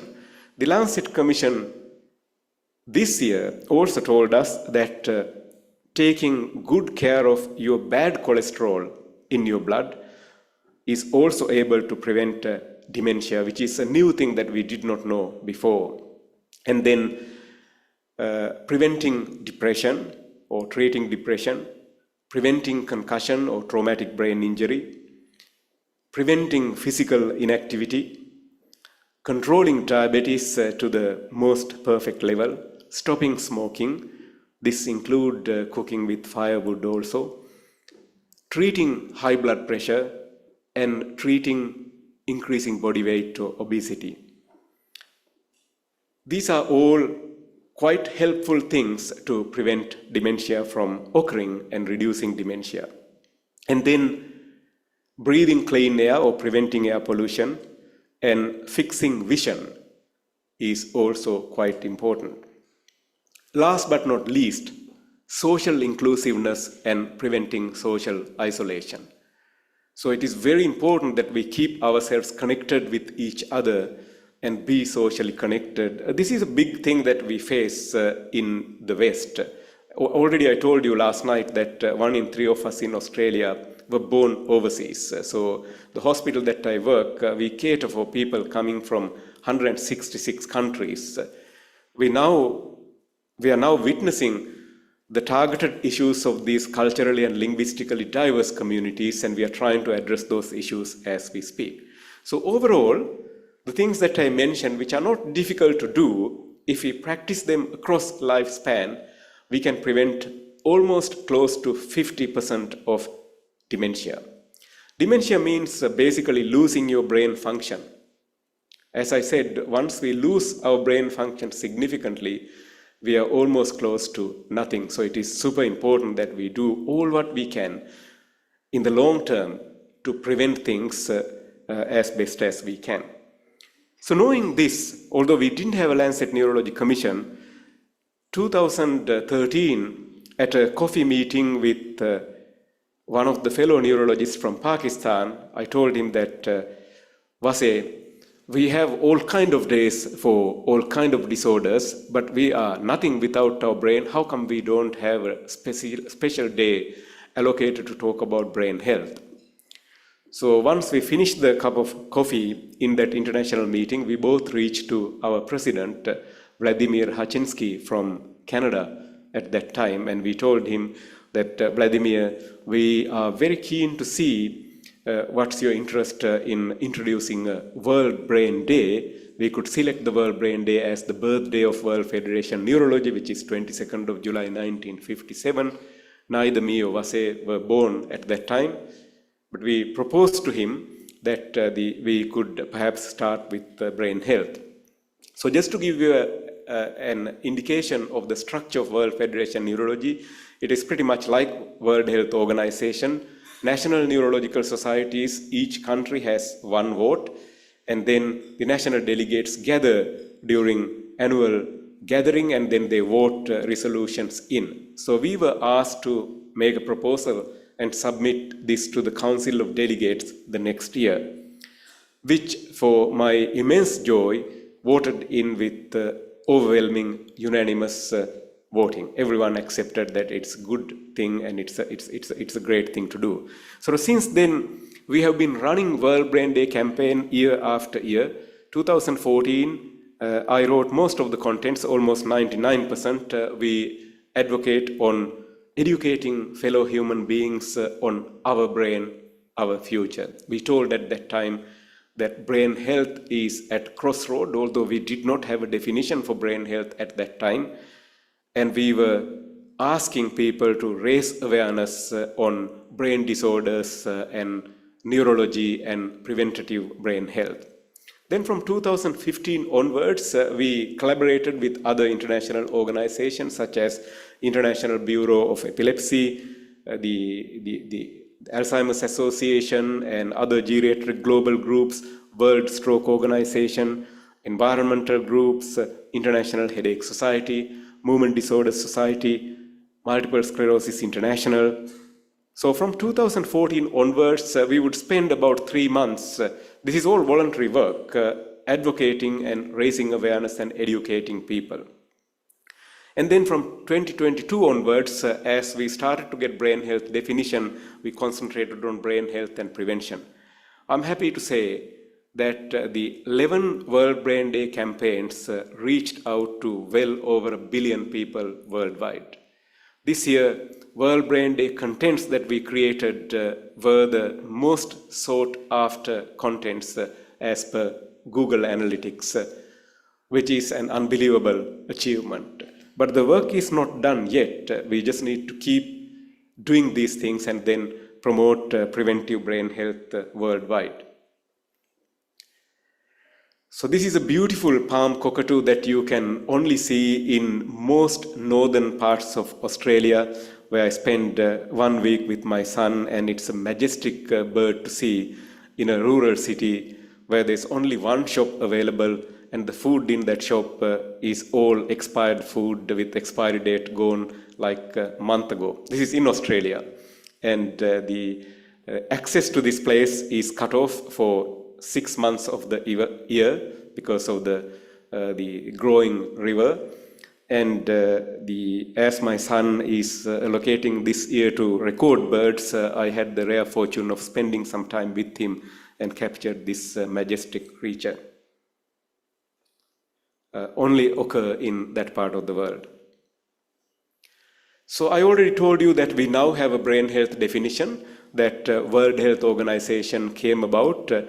Brain health is known as the state of brain functioning across cognitive, sensory, social, emotional, behavioral, and motor domains, allowing a person to realize their full potential over the life course, irrespective of the presence or absence of a brain disorder. It's basically access to your human aspects, all of them. American Academy of Neurology came up with a slightly versatile definition, a continuous state of attaining and maintaining the optimal neurologic function that best supports one's physical, mental, and social well-being through every stage of life.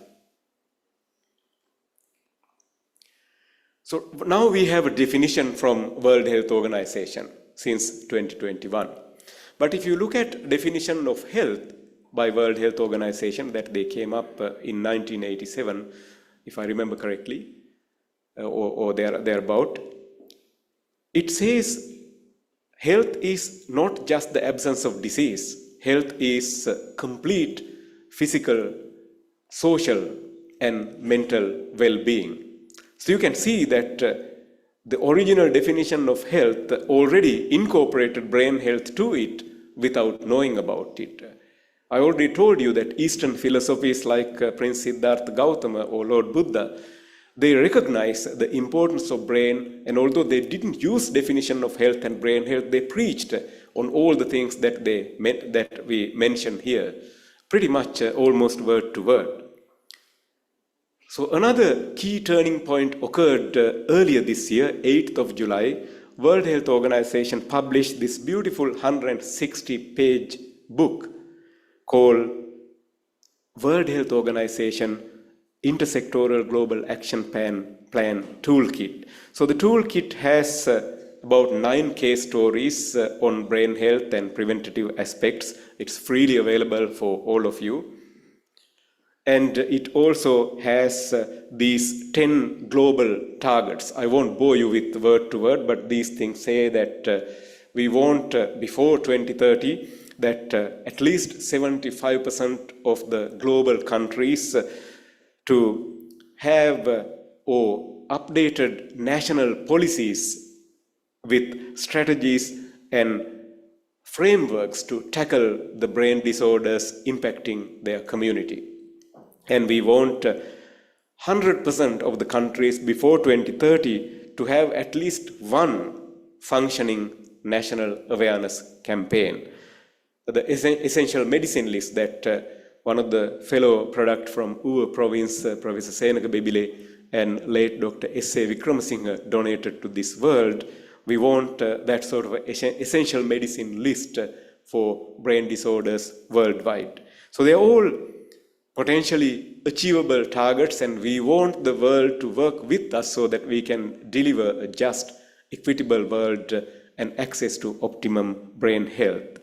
And again, given the enormous task that is at our hand, the potential for artificial intelligence pathways and algorithms and other ways and means to deliver this is immense. But we still need to use our human brains to use these tools effectively. Yes, there are a lot of bad things in this world, but power of goodness always ultimately prevails. So I am an eternal optimist. So these are the framework and structure of IGAP toolkit, as you can see, with situational analysis, stakeholder engagement, and then monitoring and evaluation. Those of you who are leaders in armed forces know very well that you have to analyze the situation and you need to have stakeholder engagement and then continue to monitor, evaluate, and go back to the drawing board to successfully win a war. We are at a war with brain disorders, and we want to win for the sake of humanity. And to win the war, we want to keep prioritize appropriate governance, make sure that we have access to diagnosis and care, promotion and prevention, research and innovation, and approach to specific neurological disorders with individual targeted approach. And these are the key components with integrating policies, interdisciplinary collaboration, holistic person-centered care, continuum of care, integration amongst different neurological conditions, life course approach, community and primary care involvement, and embedding with communicable and other non-communicable diseases, mental health, social determinants of health, etc. As you can see, an institute like KDU, which is such a unique institute with part military, part non-military, and multiple campuses and multiple disciplines, you are uniquely poised to take this on and do really meaningful, deliverable outcomes that would have enormous impact on humanity. This is a snapshot of previous slides just to remind you the existence of WHO IGAP toolkit and the 10 global targets and the structure of the toolkit. We have compiled the brain health book that we hope to launch before the end of the year. We have demystified IGAP further and incorporate brain health preventative measures. Hopefully this would be coming from Nature Springer later in the year, that I myself editing with a colleague of mine. This is another beautiful bird that you can only see in most remote and most northern Australia, that is not accessible for most of us large part of the year. Just to give you an example, we had to drive from Cairns almost 30 hours to get to this place with multiple stopovers in the bush to see this majestic creature. Australia is a heaven for parrots. I know Sri Lanka is a heaven for birds also, but this is a beautiful red-cheeked parrot. So now I'm almost getting closer to the end of this talk, so just bear with me. This is a quick snapshot on how we completed World Brain Day 2024 campaign. So the idea of World Brain Day campaign is not to just make a shout out and then finish the job after a day. Idea is we establish a massive awareness campaign worldwide, embracing the 6 regions that we have and the 123 national neurological societies. So the campaign really they did 2 press releases, and they generated almost close to 1,000 publications worldwide in different journals. And our global webinar had well over 1,000 registered participants, and the contents reached out to over 300 million people this year alone. And our Facebook account was reached over 500,000 folks, and LinkedIn account and posts were reached almost close to 1 billion people. And our X impressions were increased 200% around World Brain Day. So as you can see, the social media and other things can be used quite effectively for good things also. So it's not all bad. You can't probably read this. I just put this slide to it. The Sarah McPartland is a young high school kid from a Catholic school in a suburb called Melton in Victoria. She reached out to me saying that she wanted to convert her school a brain health friendly school. So I organized a meeting with her and her parents, and after a couple of months, she went back to her school, and this is the email that she sent me, how they allocated an entire week of brain health awareness.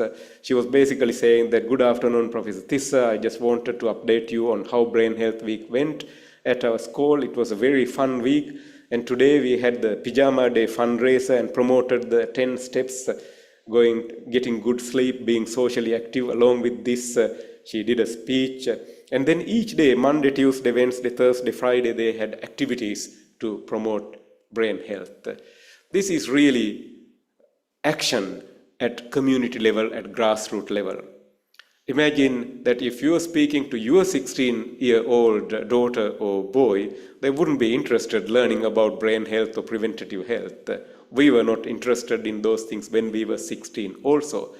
But if a fellow 16-year-old comes along and take them to the party, the entire school embraced that. So I asked her to write a segment to one of our journals, so I'm going to convert her first author paper in a peer-reviewed journal in about a month's time with the good work that she and her colleagues have done. So this can be done.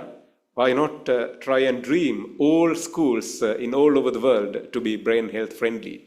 Why not concentrate on all preschools worldwide to be brain health friendly, whether they believe in this religion or that religion, or speak this religion or that religion, or looks this way or that way. It doesn't matter.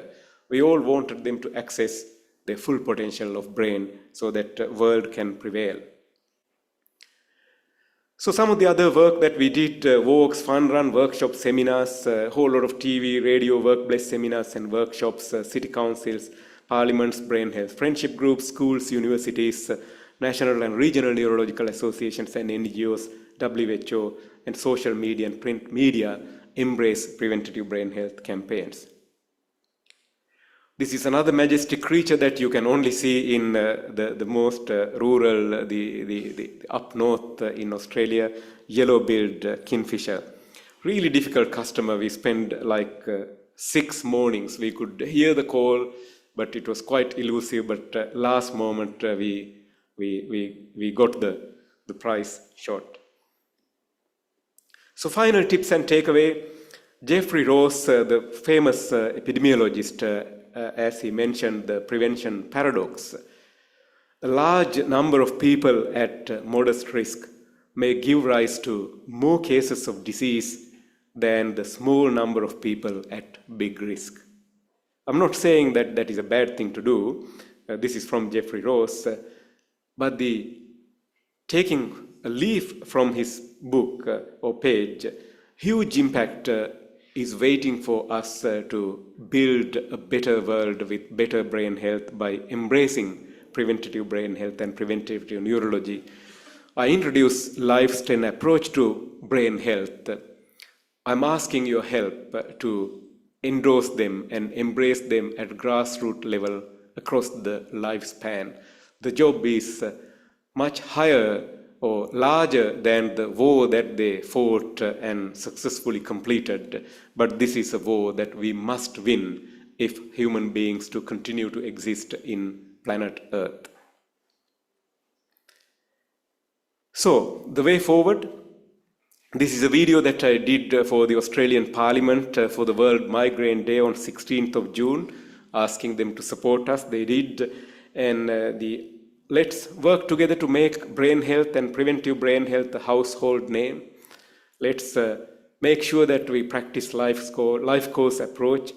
Let us make schools, universities, social clubs, sports clubs, all religious institutes, whatever they may be, including the non-religious bodies, government and private institutes, brain health friendly, and prevention is always better than cure. With that, I conclude this and my enormous gratitude for having me and inviting me to this prestigious institute. And I have been very well looked after. And every visit that I do to Sri Lanka, I thoroughly enjoyed. I am well baked in Sri Lanka before Australia put icing on that cake.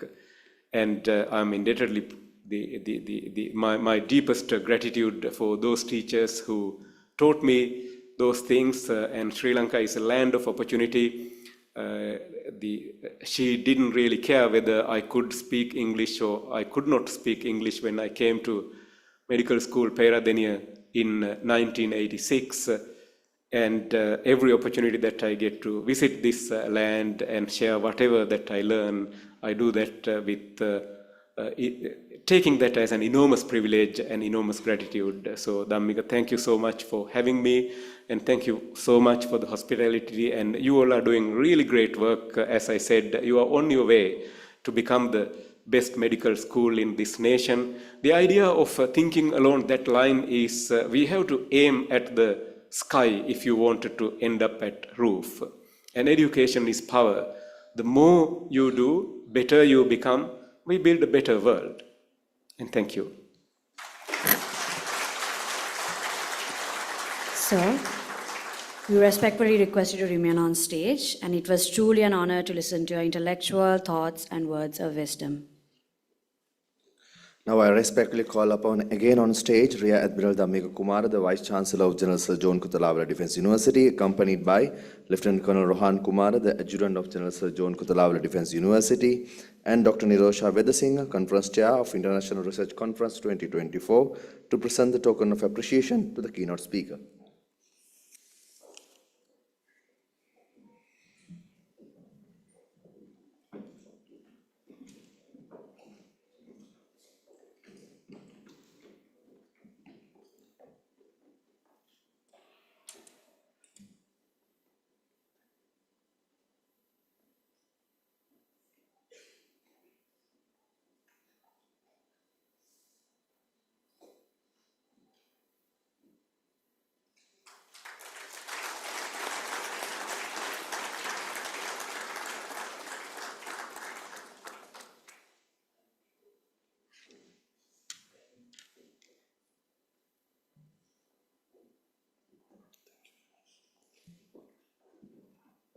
Thank you, sir.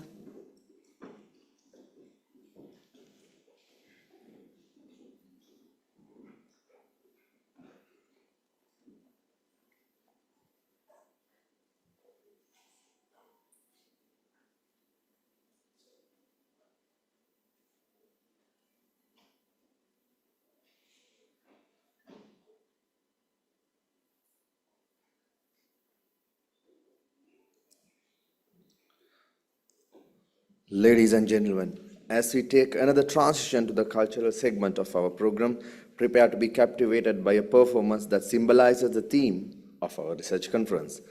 Ladies and gentlemen, please welcome on stage KDU Dancing Troupe.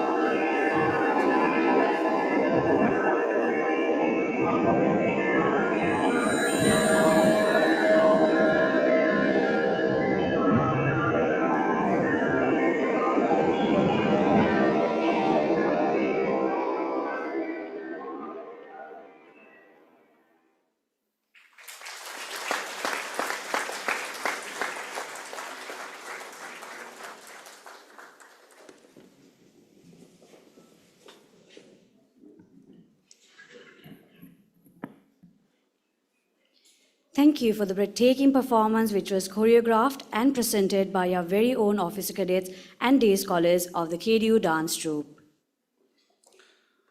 Ladies and gentlemen, General Sir John Kotalawala Defence University recognizes the academic staff and the students of KDU who have excelled in research. By granting annual Research Excellence Awards, the objective of the attempt is to promote and encourage academia and the students to engage in high-quality research, thereby to strengthen the research profile of KDU to improve its visibility in global arena. Hence, this year as well, for the fourth time, KDU called for applications from the academic staff and students to be considered for the Research Excellence Award 2023. Based on the research outputs in the years of 2023, 2022, and 2021, 10 and 3 applications were received from the staff and student categories, respectively. The applications were reviewed by an expert panel comprising of both internal and external members to select the most outstanding researcher of the year among the academic staff and the students of the KDU. The following are the winners of General Sir John Kotalawala Defence University Research Excellence Award 2023. Ladies and gentlemen, to present the awards to the students category winners and academic staff category winners, it is my privilege to invite the chief guest, General Shantha Kurteguda, retired, the Chancellor of General Sir John Kotalawala Defence University, on stage, accompanied by Rear Admiral H.G.U. Dhammika Kumara, the Vice Chancellor of General Sir John Kotalawala Defence University, along with Dean Research and Development Professor Charita Gunesekara.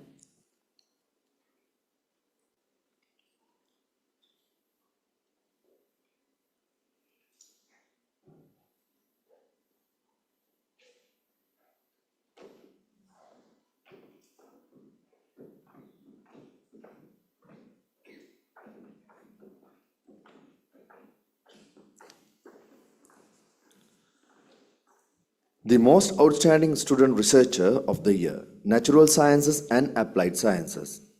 Day Scholar R.M.K.M. Ratnayaka, Intake 34, Department of Civil Engineering, Faculty of Engineering.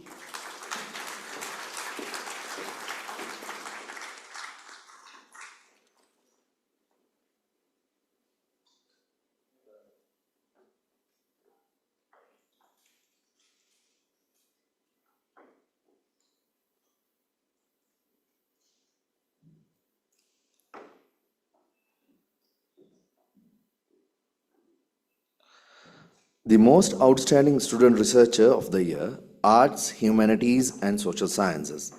Day Scholar R.M.S.H. Ratnayaka, Intake 38, Department of International Law, Faculty of Law.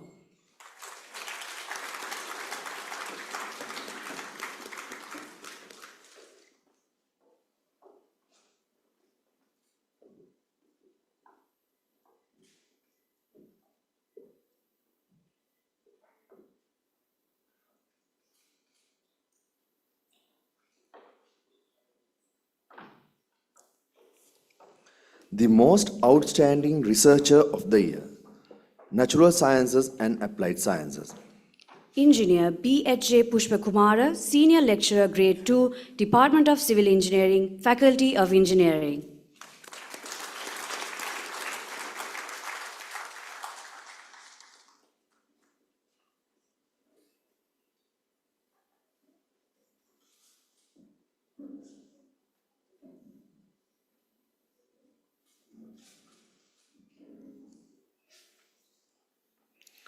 The most outstanding researcher of the year, Arts, Humanities and Social Sciences.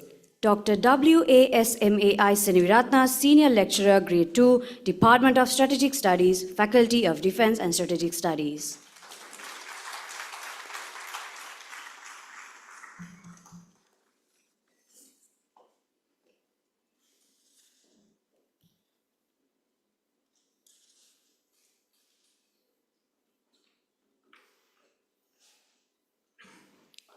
So thank you very much.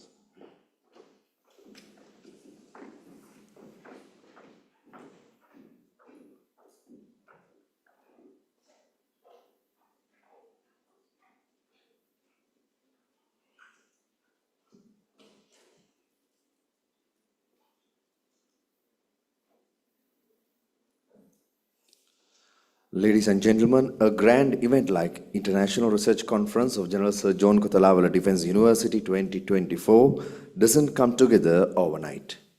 The planning and coordination begin months in advance to ensure every detail is addressed, contributing to its success and value for all stakeholders. Ladies and gentlemen, please join me in welcoming the Chair of the International Research Conference of General Sir John Kotalawala Defence University 2024, Dr. Nirosha Vedasinghe, to deliver the vote of thanks. Ma'am, over to you.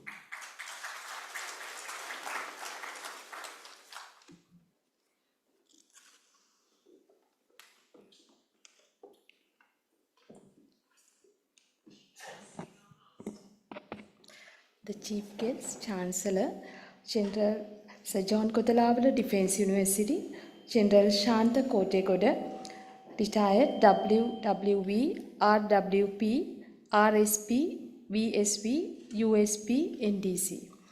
Keynote speaker, Professor Tissa Wijeratna, Senior Neurologist, Scientist, Advocate, Global Health Expert, Educator. Your Excellence in the Diplomatic Corps, Commander of the Navy, Vice Admiral Priyantha Pereira, RSP, USP, NDU, PSC. Commander of the Air Force, Air Marshal Udeni Rajapaksa, RSP, PSP, USP. Vice Chancellor Rear Admiral HGU Dhammika Kumara, VSV, USP, PSC. Additional Secretary, Parliament Affairs and Policy, Mrs. Indika Vijay Gunawardena.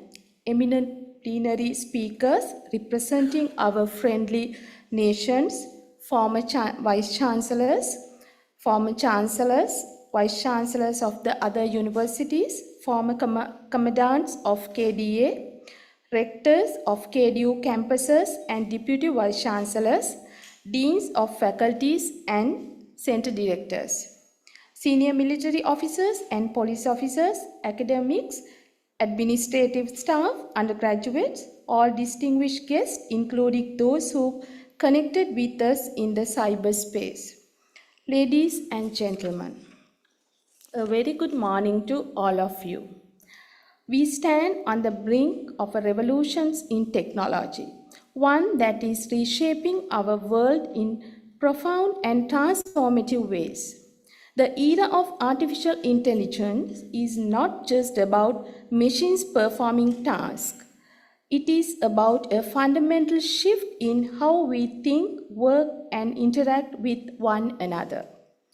It is with great honor and privilege that I stand before you as a chair of the 17th International Research Conference of KDU to deliver the vote of thanks. Today marks the culminating of month of hard work, collaborations, and intellectuals exchange, and none of this would have been possible without the collective effort of many individuals and the organizations.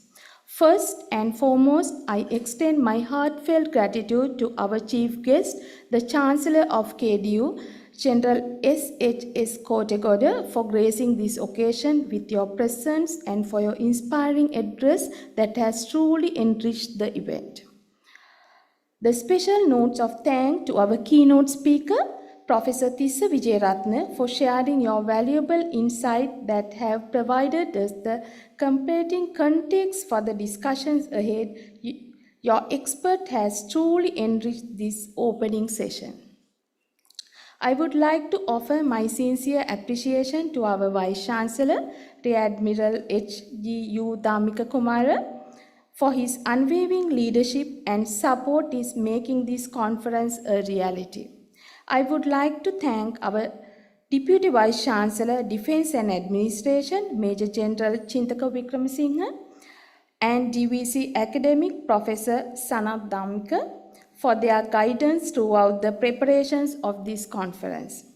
I also extend my appreciation to all plenary session speakers and chairs, both local and from friendly foreign nations, for your commitment and contribution to this event.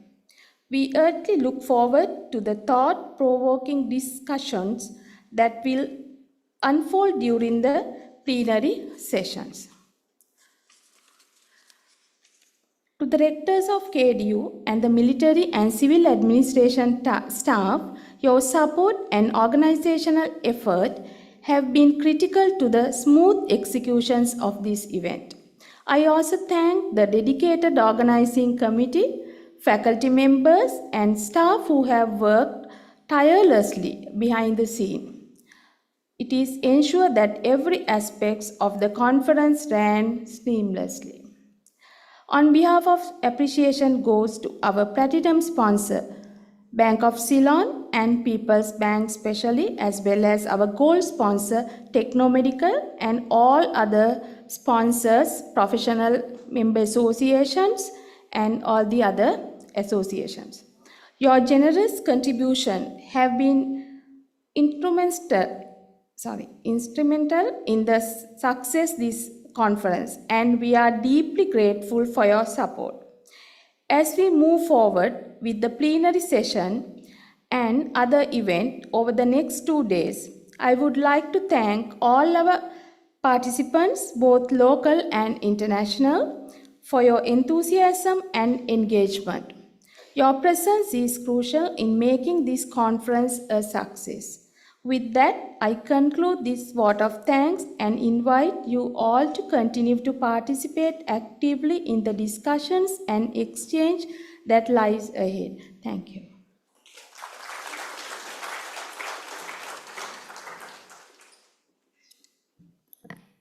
Ma'am, thank you very much for your insightful words. Ladies and gentlemen, as the agenda draws to an end, this marks the conclusion of the inauguration ceremony of the 17th International Research Conference of General Sir John Kotalawala Defence University. We welcome you to join with the different sessions today and tomorrow to make deliberations a great success. And on behalf of KDU, We extend our sincere gratitude towards our platinum sponsors, Bank of Ceylon and People's Bank, and all the other sponsors. If it wasn't for your continuous support, KDU International Research Conference 2024 would not be possible. We kindly request the dignitaries to join for the official photographs. Refreshments will be followed by the official photograph. The participants with wristbands to kindly proceed on to the beige bistro for their refreshments, and others proceed on to the cafeteria for their refreshments. Transport will be available at outside FGS entrance, and respective LOs would guide you, sir. We hope you had a memorable beginning with us today. Signing off, I'm Dinui Jayawardena. And I'm Major Imran Hussain. Thank you. Have a pleasant day.